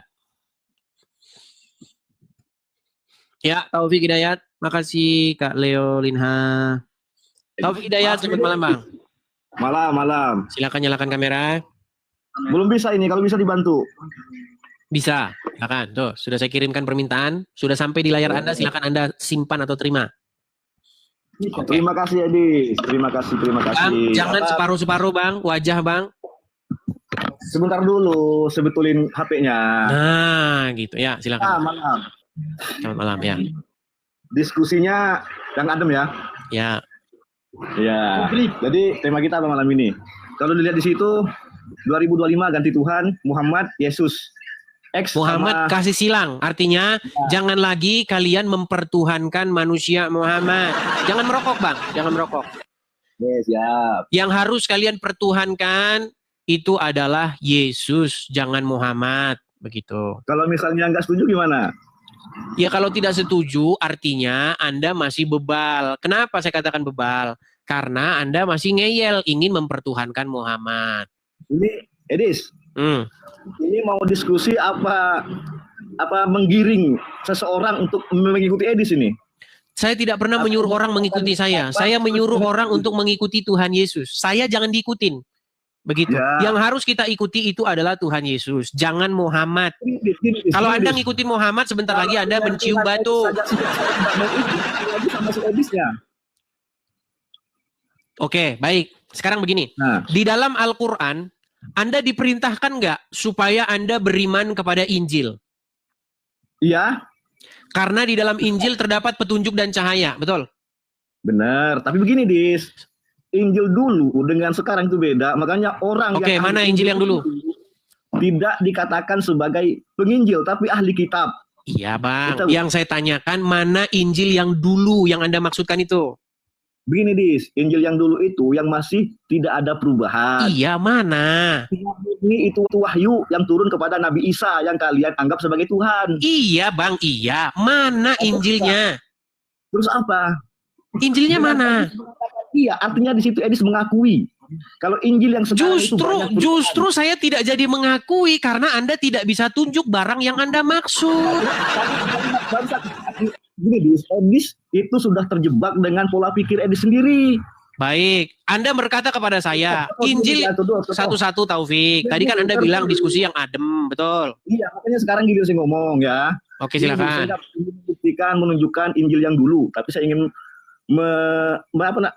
menyontek suatu pendapat. Edis pernah nggak dengar Ustadz Nababan? Ustadz Bernard Nababan. Ya. Kenapa dia? Dia sendiri mengatakan kalau Injil itu selalu mengalami perubahan. Makanya orang Kristen pun ada yang hafal sama kita. Baik. Mana Injilnya yang tidak mengalami perubahan mana? Udah, jangan ditanya itu deh. Saya bukan ahli. Nah, ini makanya saya bilang. Al-Quran berkata suruh beriman kepada Injil. Sementara umat muslim berkata Injil sudah dirubah-rubah. Ini bagaimana ini? Ibarat kata begini. Ini saya pertama Edis dengan Ustadz PI. Edis mengatakan Yesus itu bukan Tuhan. Lompat kemana-mana. Tadi bahas Injil, sekarang lompat. Abis ini lompat ke sana, kian kemari nih. Kita ini diskusinya seperti kodok, belum kelar satu pokok bahasan, Anda lari ke pokok bahasan lain. Saya di sini tidak akan menunjukkan Injil yang asli, hanya. Oke, baik. Sekarang begini. Kamu mengatakan bahwasanya Injil sudah dirubah-rubah, betul? Ya. Al-Quran mengatakan suruh beriman kepada Injil, betul? Ya. Bagaimana mungkin Al-Quran memerintahkan beriman kepada Injil sementara Injil sudah dirubah-rubah? Karena dalam pandangan kami Islam, Injil itu wahyu yang murni datangnya dari Tuhan. Nah sekarang itu sudah banyak perubahan. Di gereja sendiri banyak yang tidak. Berarti Allah menyuruh beriman kepada Injil yang sudah dirubah-rubah? Begini nih contoh. Aduh, gimana sih Anda ini? Berarti Al-Quran menyuruh beriman kepada kitab yang sudah dirubah-rubah? Enggak. Oke, terus kenapa kau bilang dirubah-rubah? Ya karena contoh gini ya. Injil ini namanya dilema. Gimana? Ini namanya dilema. Masa Al-Quran memerintahkan beriman kepada Injil, sementara Injil yang Al-Quran disuruh beriman, yang Al-Quran menyuruh beriman kepadanya sudah dirubah-rubah. Edisnya sendiri yang fanatik, otak Edis itu nggak bisa. Saya nggak ini loh. Gini. Misal ada sertifikat nih, ada sertifikat. Saya tahu, saya suruh semua, beriman kepada sertifikat itu sertifikatnya. Tetapi sertifikatnya itu sudah dirubah-rubah. Berarti saya di sini sebagai orang yang menginstruksikan yang salah. Saya menginstruksikan orang untuk beriman kepada atau memegang sertifikat yang berubah-ubah, yang sudah dirubah-ubah. Artinya saya bengak. Nah sama seperti Allah. Kenapa Allah menyuruh beriman kepada kitab yang sudah dirubah-ubah? Enggak. Beda, Dis. Beda. Bahasanya memang sama Injil, tapi dulu dengan sekarang itu beda. Oke. Mana Injil yang belum dirubah-ubah? Injil haram nggak? Dalam Injil memakan babi haram nggak? Mana Injil yang belum dirubah-rubah? Dulu pertanyaan saya, dalam Injil haram nggak makan babi? Baik, saya akan tunjukkan kepada Anda ayat Al-Quran ya. Baik. Di dalam Quran surat, bentar. Jawab dulu pertanyaan saya, dalam Injil haram nggak makan babi? Sabar. Di dalam Quran surat Ali Imran ayat 50, saya tunjukkan kepada Anda. Mereka ini teman-teman sering mengejek. Padahal dia tidak tahu Nabi Isa sudah menghalalkannya. Bicara aja, Edis itu sudah mengatakan sebenarnya, artinya di situ Edis sudah mengejek. Oke, baik. Coba baca ini. Dan tatkala Taufik, coba Anda kalau naik biar kita tertib seperti permintaan Anda diskusi yang adem, betul? Oke, setuju. Oke, saya bacakan. Dan aku datang kepadamu membenarkan Taurat yang datang sebelumku, dan untuk menghalalkan bagimu sebagian yang telah diharamkan untukmu. Coba, ketika Nabi Isa berkata, aku datang kepadamu untuk menghalalkan bagimu yang sebagian telah diharamkan. Apa itu? Gini, Dis. Dari konteks itu saya rasa udah jelaskan. Taurat itu wahyu yang datang sebelum Al-Quran. Ya, apa yang dihalalkan oleh Isa? Yang dihalalkan oleh Nabi Isa apa? Tadinya haram lalu jadi halal apa? Nah, sekarang saya tanya sama Edis, di situ kan berkaitan dengan Injil, seharusnya Edis lebih tahu kan? Nah, kamu kan sebagai Muslim berkata bahwasanya Injil itu mengharamkan babi, betul?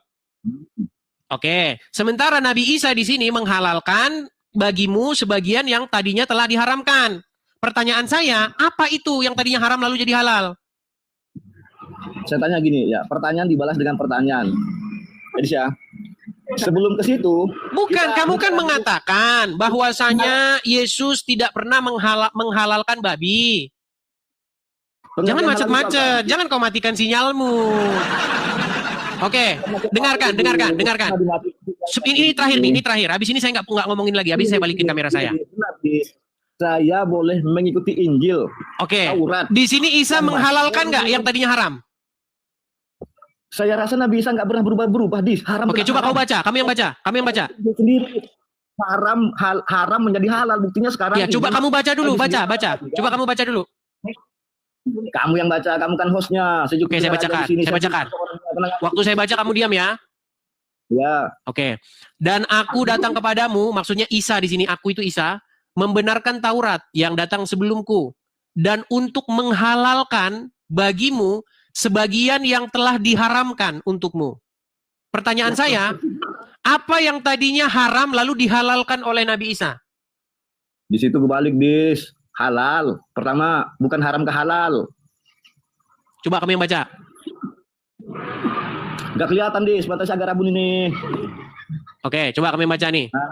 Nah, ya. Dan aku datang. Mana lagi tuh gak kelihatan? Kepadamu. Membenarkan Taurat yang datang sebelum, apa lagi? Dan untuk menghalalkan bagimu sebagian yang telah diharamkan untukmu. Oke, apa? Yang tadinya haram lalu dihalalkan Nabi Isa? Geser. Udah. Tadinya haram lalu dihalalkan apa? Gini, Dis. Halal di situ boleh kami mengikuti Taurat, Zabur, Injil. Ya udahlah. Ya udahlah. Udah tidur di bawah sana dah, tidur sana di bawah sana. Aduh, ngeyel saja jadi orang. Teman-teman, tapi ya begini. Kalau kalian baca Injil, nggak pernah Tuhan Yesus itu makan babi, nggak pernah. Kalau ada yang ngomong di dalam Injil Tuhan Yesus makan babi, saya lompat dari Monas. Begini loh teman-teman, hukum Taurat itu diberikan kepada orang-orang Israel. Supaya apa? Sebagai pedoman. Taurat itu baik. Tetapi teman-teman, kita harus ingat, tidak ada yang sanggup melaksanakan hukum Taurat itu. Nggak ada yang sanggup. Kalau kamu tidak makan babi, bagus. Tetapi kalau ada misalnya orang makan babi nih. Apakah kamu ingin menuntut orang harus melaksanakan seluruh hukum Taurat? Kalau misalnya kita harus melaksanakan seluruh hukum Taurat, teman-teman, bukan cuma babi yang nggak boleh dimakan, lemak nggak boleh dimakan. Lemak itu nggak boleh dimakan. Ya, kemudian Anda tidak boleh memakai pakaian dari 2 jenis bahan. Hukum Taurat itu, teman-teman, baik hukum Taurat itu. Makanya kalau Anda tidak makan babi, saya katakan baik, itu baik. Tetapi teman-teman yang perlu Anda ingat, janganlah Anda membebankan hukum Taurat itu kepada seseorang supaya dijalankannya, sementara Anda sendiri mustahil Anda bisa melakukan dengan sempurna.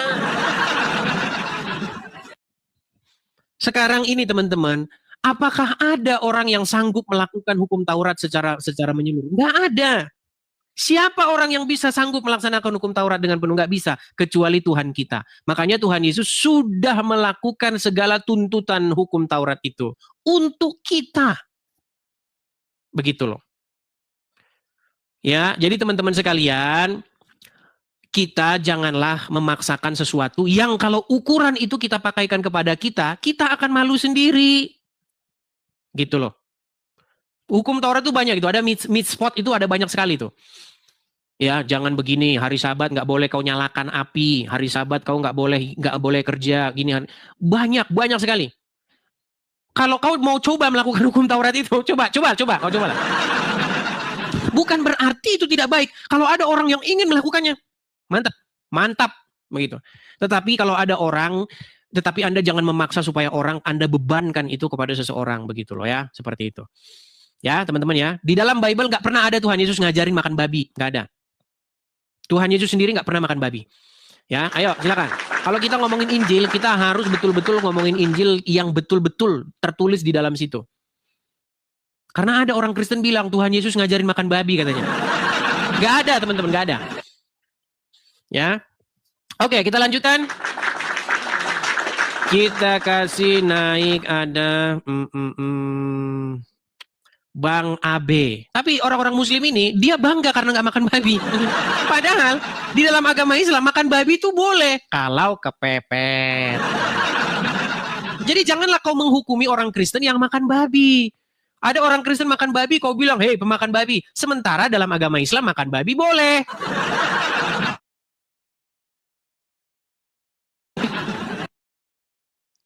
Halo Bang Abe. Oke, ya. Bang Abe nampak. Ya, Bang Abe Muslim, Bang?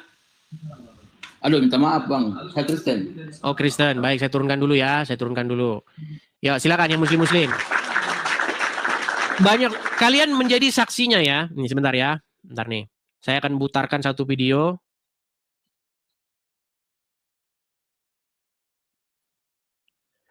Ketika kan banyak sekali orang-orang ya Islam mengatakan, hei Kristen, pemakan babi.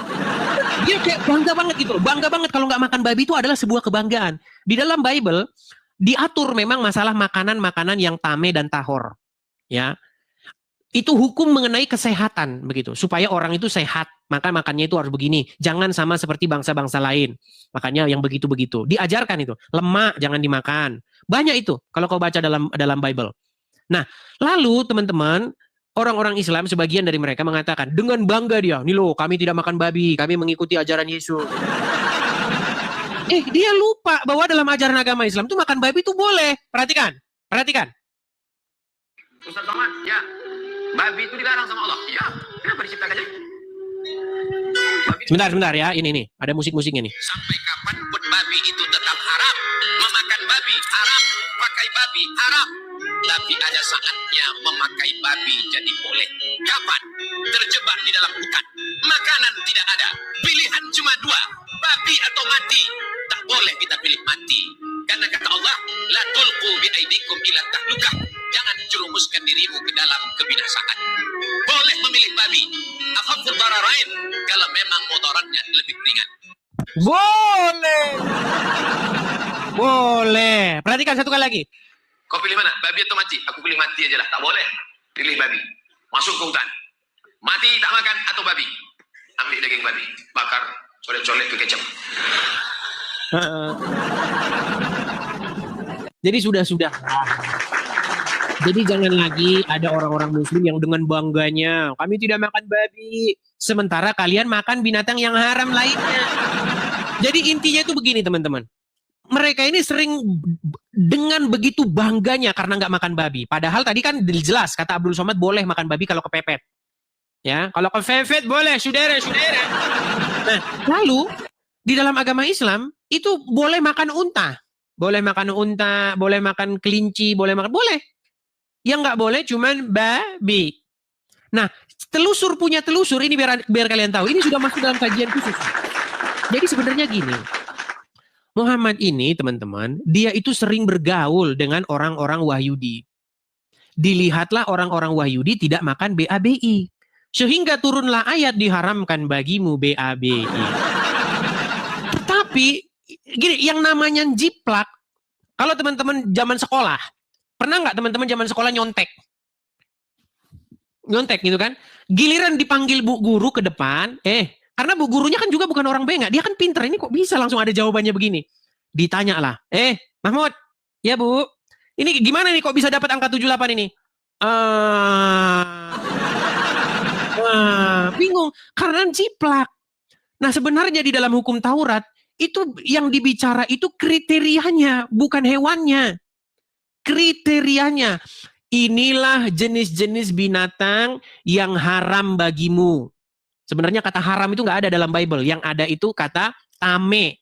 Tame itu maksudnya kotor. Gitu. Yaitu apa? Yaitu binatang yang dia tidak berkuku belah dan tidak memamah biak. Jadi ada 2 kriterianya. Dia tidak berkuku belah, yaitu kukunya 2 berselah panjang, dan di detik yang sama memamah biak, maka itu najis bagimu. Itu di dalam hukum Taurat. Contoh. Misalnya onta. Onta itu memamah biak dia. Memamah biak itu maksudnya dia punya 2 lambung. Setelah dimakan, dia dikeluarin lagi terus dikunyah lagi. Itu memamah biak. Dia memang memamah biak, tetapi dia tidak berkuku belah, maka itu haram. Nah, Muhammad nggak tahu yang dalam hukum Yahudi itu kriteria bukan contohnya. Ini Muhammad cuma nyontek BABI-nya saja. Gitu loh. Kemudian BABI berkuku belah. Coba bagi teman-teman yang pernah ngelihat BABI, liatin kukunya. Kukunya memang berkuku belah dia, tetapi dia tidak memamah biak. Makanya babi nggak pernah mulangin makanannya terus dikunyah lagi. Yang memamah biak itu kambing, sapi, itu memamah biak. Dia berkuku belah dan di detik yang sama dia memamah biak. Nah itu hewan-hewan yang boleh dimakan menurut hukum Taurat. Hewan-hewan yang bersih begitu, yang bisa dimakan menurut hukum Taurat. Nah Muslim datang dengan bangganya, kami tidak makan babi, kami ngikut Yesus. Sementara dia makan onta, makan... Aduh. Oke, kita kasih naik ada Basri 01. Silakan Basri 01. Makasih Mila Snejer, makasih. Ya, Basri 01 silakan nyalakan kamera. Basri. Babi haram, babu halal. Silakan, Basri. Oke lah, baik kita turunkan ya. Dia tidak menjawab, teman-teman. Ayo, silakan. Nah, ini juga ya mengenai babi ini. Jadi menurut orang-orang Islam, ini menurut orang Islam, tetapi beda dengan menurut para pakar peneliti agama Islam. Kata orang-orang Islam, Islam itu datang muncul di Mekah dan Madinah. Ini ada 11.000 sekian orang yang menonton di TikTok dan di YouTube juga mungkin kurang lebih 3 atau 4.000. Di antara para penonton ini banyak orang-orang yang sudah ke Mekah dan ke Madinah. Masalahnya di Mekah dan di Madinah itu nggak pernah ada yang namanya babi. Nggak pernah ada. Coba, siapa di antara kalian yang pernah ke Mekah ke Madinah? Ada nggak babi di situ? Bukan maksudnya nggak ada dijual di rumah. Maksudnya memang nggak pernah hidup. Hewan itu nggak pernah hidup di situ. Karena itu daerah padang pasir dan babi tidak ada di padang pasir. Ini menjadi pertanyaan ini. Kok bisa Muhammad mengharamkan babi kepada orang-orang yang tinggal di Mekah Madinah, daerah padang gurun? Sementara di situ nggak pernah ada babi. Ini untuk apa? Sama kayak begini. Teman-teman, saya ini kan di Amerika Serikat. Di sini tidak pernah tumbuh pohon durian dan nggak pernah ada pohon durian. Bagaimana jalan ceritanya? Di sini ada hukum melarang masyarakat sebelum ada pesawat tentu ya. Ini kan bicara konteks belum ada pesawat, belum ada telekomunikasi. Zaman Muhammad kan belum ada. Belum ada WhatsApp, belum ada pesawat, belum ada internet. Nah, dulu bayangkan di Amerika Serikat abad ke-7 di sini nggak ada internet, nggak ada pesawat, nggak ada. Bayangkan di sini ada hukum dilarang makan durian. Buat apa orang durian? Nggak ada kok. Sejak kapan di sini ada durian? Terus ngapain orang disuruh-suruh makan durian? Nah, makanya berangkat dari situ, memang ada kuat dugaan ini. Memang sebenarnya di dalam agama Islam itu ada interaksi dengan orang-orang Yahudi. Dilihatlah orang-orang Yahudi tidak makan babi. Lalu turunlah ayat, diharamkan bagimu babi. Dilihat orang-orang Yahudi berpuasa. Turunlah ayat, diwajibkan bagimu berpuasa seperti umat-umat terdahulu. Dilihat orang Yahudi berkiblat ke Masjidil Aqsa. Dicontoh sama Muhammad. Mari kita berkiblat ke Masjidil Aqsa. Jadi teman-teman, kalau kalian belajar agama Islam, di dalam agama Islam, pertama-tama Islam datang, mereka tidak pernah berkiblat ke Mekah, itu nggak pernah ada. Muhammad itu tahu persis bahwa Mekah itu tempat penyembahan berhala. Makanya dia nggak sudi agama yang dibawa dia itu berkiblat ke situ. Nggak sudi dia pertama itu. Makanya kiblatnya ke Masjidil Aqsa, ke Yerusalem. Tetapi gara-gara orang Yahudi tahu bahwa Muhammad itu bukan nabi, tapi nabi-nabian, akhirnya Muhammad mengganti kiblatnya, diganti. Ngapain saya berkiblat ke Masjidil Aqsa? Nggak ada dukungan dari orang-orang Wahyu. Diganti kiblatnya, jadi kiblatnya ke Mekah. Aduh, tapi oke, kita kasih naik lagi, ada Ahmad Sirahmat. Oke. Silakan Ahmad Sirahmat, nyalakan kamera Anda. Ahmad Sirahmat. Oke, Bang Idris. Ya, silakan, nyalakan kamera dulu. Muslim ya? Muslim. Silakan, coba bilang sama saya, apakah yang saya utarakan itu fitnah atau memang itu fakta? Betul. Tapi nyalakan Betul. kamera dulu, Bang. Nggak boleh Ya, nyalakan kamera, Bang. Nanti disangkain saya fitnah. Nah. Oke. Sebentar, Bang. Sebentar, saya konfirmasi dulu. Anda betul-betul Muslim ya? Muslim. Dari mana kami tahu bahwa Anda Muslim? Nama, marga itu kan udah Muslim tuh, Bang. Coba bacakan dulu satu surat dalam Al-Quran. Surat apa aja yang Anda hafal? Bentar. Itu nggak perlu Bang, ngapain Bang Idris? Enggak, siapa tahu Anda menyamar, Bang. Karena Anda datang ke sini mengiyakan saya. Nanti umat Muslim bilang, itu Kristen nyamar itu, katanya. Aku nggak mengiyakan, Bang. Sebentar dulu, Bang. Sebentar. Aku Kutanya dulu, Bang. Bisakah Anda ucapkan satu ayat di dalam Al-Quran yang Anda hafal? Al-Fatihah. Silakan. A'udzubillahi minasyaitonirrajim. Bismillahirrahmanirrahim. Terus? Malik Bentar. Inilah orang Muslim, teman-teman. Al-Fatihah saja dia tidak tahu. Lanjut. Malik Yaumiddin. Terus? Iyyaka na'budu wa iyyaka nasta'in. Ihdina siratal mustaqim. Siratal ladzina an'amta 'alaihim ghairil maghdubi 'alaihim. Silakan. Narasi Abang kan itu semua betul, Abang bilang. Menurut Abang. Oke, betul atau tidak? Yang saya katakan tadi. Iya, buatlah betul. Jangan buatlah betul. Pernah nggak di Arab, di Mekah, Madinah ada babi hidup di sana? Bang Idris, aku bukan mempertanyakan itu kok. Terus apa yang Abang tanyakan, Bang? Kalau lah semua narasi Abang itu merasa benar, kenapa Abang mesti lari ke Amerika? Ya Abang hadapi lah. Oh lama, Jang. Ini lagi pertanyaannya. Bang. Coba Abang hadapi coba itu. Bang, begini masalahnya. Kalau berbicara tentang agama Islam, kalau misalnya itu kebenaran tetapi fakta yang menyakitkan, orang-orang Islam akan berteriak, penjarakan orang ini, tangkap penista agama. Itu yang terjadi, Bang. Buat Bang Idris, kita kan ada negara hukum, follower Abang banyak.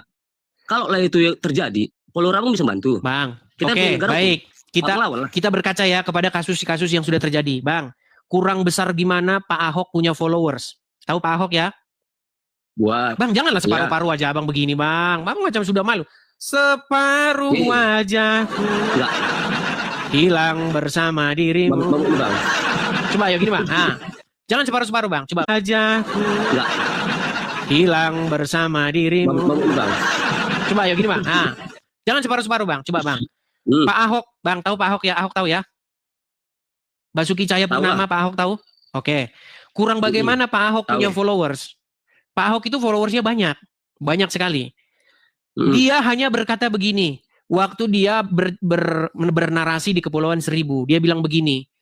Jangan mau dibodoh-bodohin ulama pakai Al-Maidah 52. Maksudnya Pak Ahok itu jangan percaya sama ulama-ulama yang memanfaatkan Al-Quran. Begitu. Nah, orang-orang yang dengar waktu itu mereka malah ketawa-ketawa dan muslim-muslim semua.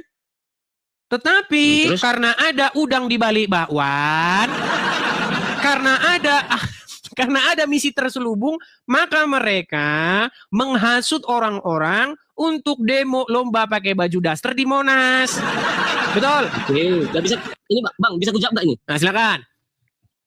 Tapi dia nyatanya masih tetap di Indonesia, Bang. Nggak lari kayak Abang. Bang, tapi kan dia di penjara 2 tahun lamanya, walaupun jaksa, Bang. Saya menyimak persidangannya, tahu nggak, Bang? Jaksa penuntut umum Tahu, itu hanya menuntut Pak Ahok itu dengan percobaan, Bang, percobaan. Dia itu hanya dituntut dengan percobaan. Enggak, jaksa sendiri, dengarkan, Bang. Jaksa sendiri tidak pernah menuntut supaya Pak Ahok itu di penjara. Hanya percobaan. Tapi Ya, karena gua kaum sabar, berdaster, sebentar Bang. Tapi karena kaum berdaster sudah lomba di Monas, penjarakan Ahok, siapa yang bisa mengini? Kasih 200 juta. Semua gini Bang, masa sudah datang Bang. Jadi hakimnya akhirnya memvonisnya 2 tahun. Padahal jaksanya saja cuma nuntut percobaan. Itu satu. Kemudian yang kedua, tahu kasusnya Ibu Meliana? Bang Idis. Silakan. Silakan. Follower apa tuh? Yang nonton banyak kali. Masa Abang takut lah coba? 12.000 orang Bang. Menunjukkan kebenaran Abang itu ngapain Abang takut coba? Bang, begini masalahnya Bang. Masalahnya begini. Saya itu tidak ingin Bang ada keributan-keributan. Kita ini dewasa Bang. Maksudnya begini loh. Maksud saya begini Bang. Kalau orang Islam boleh bahas agama Kristen. Kenapa orang Kristen nggak boleh bahas agama Islam? Coba. Ya kenapa coba? Ya karena orang Islam banyak yang serakah, maunya menang sendiri. Itu ya udah buat kalau menurut Abang itu benar, ya Abang tunjukkan kebenaran Abang gitu loh. Bang, masalahnya Bang, sekalipun kita benar, kalau yang namanya kaum sudrun dan kaum kadrun sudah lomba pakai daster di Monas, tidak ada lagi istilah benar-benaran. Berarti Abang salah kalau kayak gitu. Salah. Oke, baik, saya kasih tunjuk ya.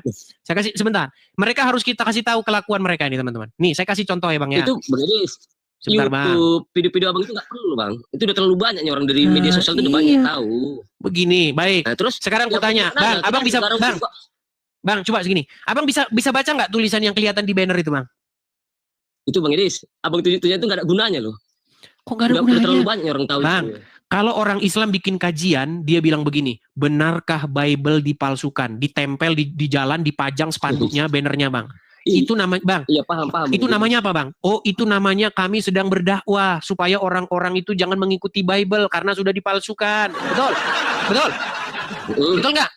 Iya, sekarang Bang Idis. Kalau Bang, sekarang gini aja, sedikit Bang. Kira-kira Bang, kalau saya bikin tulisan kayak begitu, tulisannya begini, benarkah Al-Quran dipalsukan? Saya bikin kayak gitu, saya tempel di jalan, apa yang terjadi Bang? Yang terjadi apa? Ya, Bang Idis, itu Abang nggak perlu mikir yang terjadi. Kalau Abang masih benar, memang luar biasa Bang. Abang kalian ini Bang maunya menang sendiri. Kalian ini maunya itu menang sendiri Bang. Kita punya hukum kok. Iya, saya ngerti Bang. Ini buktinya Bang. Aduh, Abang ini kok nggak maksud sih Bang. Dengar, kita punya hukum. Saya ngerti Bang. Tapi hukum itu Bang hanya tertulis di atas kertas. Prakteknya tidak seperti itu. Gini Bang. Bang, menurut hukum orang yang korupsi di penjara, orang yang melakukan pembalakan liar, babat hutan di penjara, betul? Itu menurut hukum kan? Iya. Menurut prakteknya Bang apa seperti itu? Menurut prakteknya kalau ketahuan gimana? Kalau yang betul itu Abang ada itu Bang.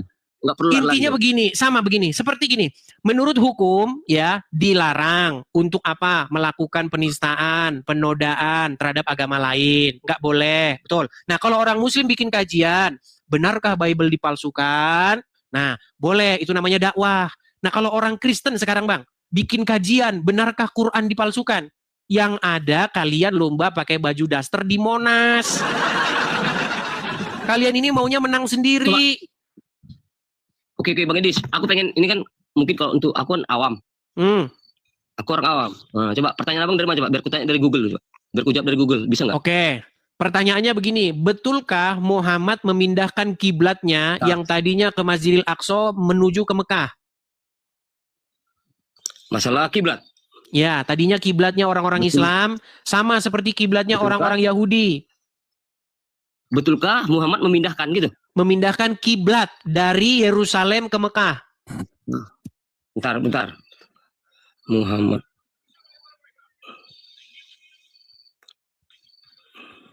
Mindahkan kiblat. Bentar Bang, ya ini apa nih? Google. Silakan. Kiblat. Memindahkan kiblat dari mana, Bang? Dari Yerusalem ke Mekah. Dari Yerusalem ke Mekah.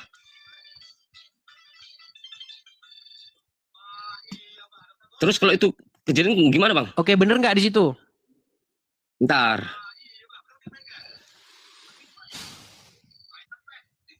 Iya betul. Betul. Terus kenapa kalian memfitnah? Terus kenapa kalian marah? Kalau saya bilang begitu, kenapa kalian bilang, Edis, kamu harus dipenjara. Kamu menista agama Islam. Menistanya itu di mana? Itu bukan Bang Edis. Buatlah abang nggak menista. Cuman kalau abang merasa benar, dihadapi coba. Diulang-ulang lagi nih. Oh ya, kau tidur di bawah sana lah. Dihadapi. Udah dibilangin nggak ada mungkin bisa benar kalau kaum sudrun sudah berkumpul. Kan sudah saya kasih contoh-contohnya. Bagaimana pernah ada seseorang hanya bikin polling loh, namanya Arswendo. Dia seorang pemimpin sebuah tabloid, namanya tabloid Monitor. Karena zaman dulu orang itu baca-baca tabloid begitu, dibikinlah sebuah jajak pendapat. Ditanya kepada para pembaca, siapakah tokoh favoritmu? Dikumpulin semua dari hasil suara itu. Ternyata Muhammad ditaruh di paling bontot, di bawahnya nama Arswendo. Ada yang milih Muhammad. Ada. Yang milih Soeharto ada, yang milih ini ada banyak situ. Disusun itu nama-namanya. Terus ada nama Arswendo, di bawahnya Muhammad. Ngamuklah kaum sudrun. Akhirnya kantor majalah tersebut dihancurkan, dipecahin kacanya, orangnya dipenjara. Gimana sih? Memang itu yang terjadi. Gimana? Masa bikin polling saja di penjara, apalagi ngomongin Muhammad. Gimana? Kau baca itu sejarah. Dan sejarah itu sebenarnya berulang-ulang. Gitu loh. Jadi teman-teman, memang begitulah keadaan negeri kita, teman-teman. Itu sudah terjadi berulang-ulang dan itu sebenarnya menjadi perhatian internasional. Coba lihat Donditan, bahas agama Kristen sama Abdul Somad. Bebas-bebas aja. Coba kau bikin acara begitu. Dijemput kau sama polisi. Coba kau bikin podcast nih. Ya. Bahas Al-Qur'an. Bahwa Quran begini sudah berubah. Dijemput kau sama polisi.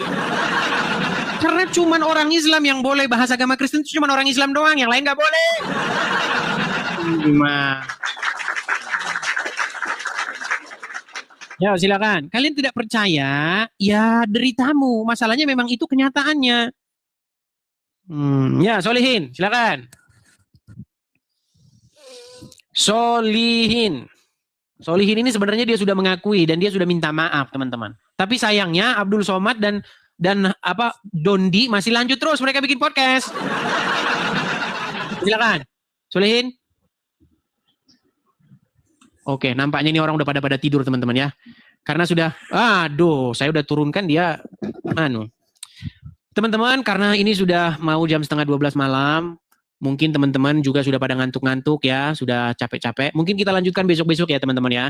Besok-besok kita lanjutkan diskusi lagi. Saya itu cuma menginginkan begini loh. Kalau memang agamamu membahas agama Kristen, ustadzmu membahas agama Kristen, masa saya nggak boleh bahas agama Islam? Lihat Zakir Naik. Dia datang ke negeri kita tercinta Indonesia. Dari atas podium dia berkata, bahwasanya Yesus itu seorang Muslim, brother. Bahwasanya di dalam Bible itu, di dalam Injil Yohanes, Yesus menubuatkan Muhammad. Giliran saya bahas sebaliknya nih, ini nggak dari atas podium loh. Saya nggak pernah menggunakan stadion untuk berorasi tentang Al-Quran. Saya tidak menggunakan fasilitas negara. Saya menggunakan TikTok ini. Saya menjawab syubhat-syubhat itu. Saya jawab fitnahan-fitnahan itu. Dan saya counter. Saya bikin pertanyaan balik. Katanya saya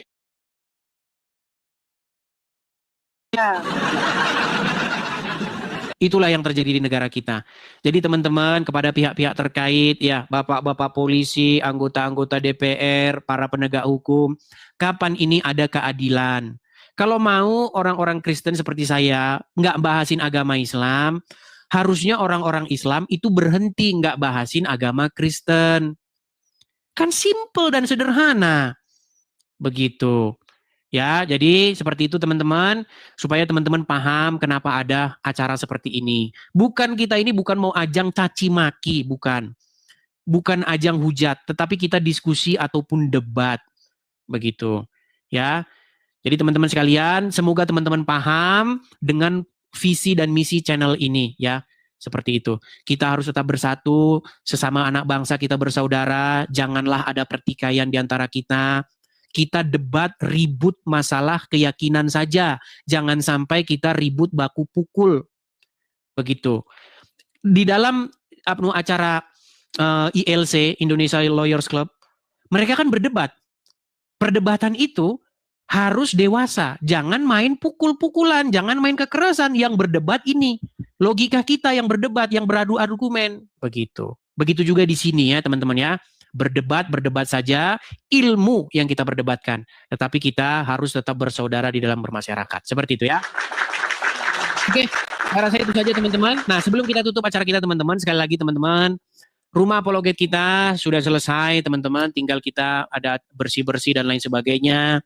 Kita bener-benerin, kita ngecat dan lain sebagainya. Nah, teman-teman sekalian, kepada teman-teman yang mendukung, yang mensupport channel STV ini, teman-teman, kita masih menggalang kolekte untuk pembangunan rumah apologet kita. Teman-teman sekalian, ini mungkin akan kita tutup ya, teman-teman, di akhir Desember ini, teman-teman. Akhir Desember ini, teman-teman. Jadi teman-teman kalau ada berkat berlebih, teman-teman bisa member ini, teman-teman. Jadi tertera di layar tersebut. Silakan teman-teman tangkap layarnya, share-nya supaya tidak hilang. Hati-hati, pastikan teman-teman ketika teman-teman mensupport tertera di layar ini, ya. Silakan teman-teman mensupport itu, dan penerimanya itu adalah Edisi Dabutar, ya. Itu penerimanya. Kalau penerimanya bukan itu, berarti penipuan. Makasih Bang Aman. Teman-teman, karena video saya yang ngomong seperti ini sekarang ini, itu diambil oleh orang, kemudian diganti itu. Nomor rekeningnya itu diganti sama dia. Nah, makanya teman-teman, kalau teman-teman mau mensupport, silakan teman-teman mensupportnya di sini ya. Kemarin tadi siang saya baru ditelepon lagi ada orang, padahal dia pastor loh, tapi ketipu begitu. Bayangkan teman-teman, jadi banyak orang itu memang tidak mau menonton saya, tapi biasanya ngomentarin saya, akhirnya ya ketipu gitu. Seorang pastor loh, pastor, bayangkan, ketipu. Kok bisa Bang ketipu? Iya, dia ngirim katanya mensupport Edis TV, tetapi yang dikirim bukan Edis TV. Jadi teman-teman, kalau teman-teman waktu mau ngirim, waktu mau support itu, kan kelihatan toh di situ penerimanya itu siapa. Nah, penerimanya itu adalah Edis, begitu. Kalau penerimanya di situ Joko, Susilo, Budiono, ya berarti kalian lagi ditipu. Karena rekaman ini itu bisa diambil orang lalu diganti, bisa. Gitu loh. Jadi hati-hati ya, pastikan yang kalian support adalah penerimanya di situ Edis. Oke, saya rasa itu saja teman-teman. Kita lanjut lagi di diskusi-diskusi selanjutnya. Tuhan Yesus memberkati kita semua. Shalom. Sampai jumpa.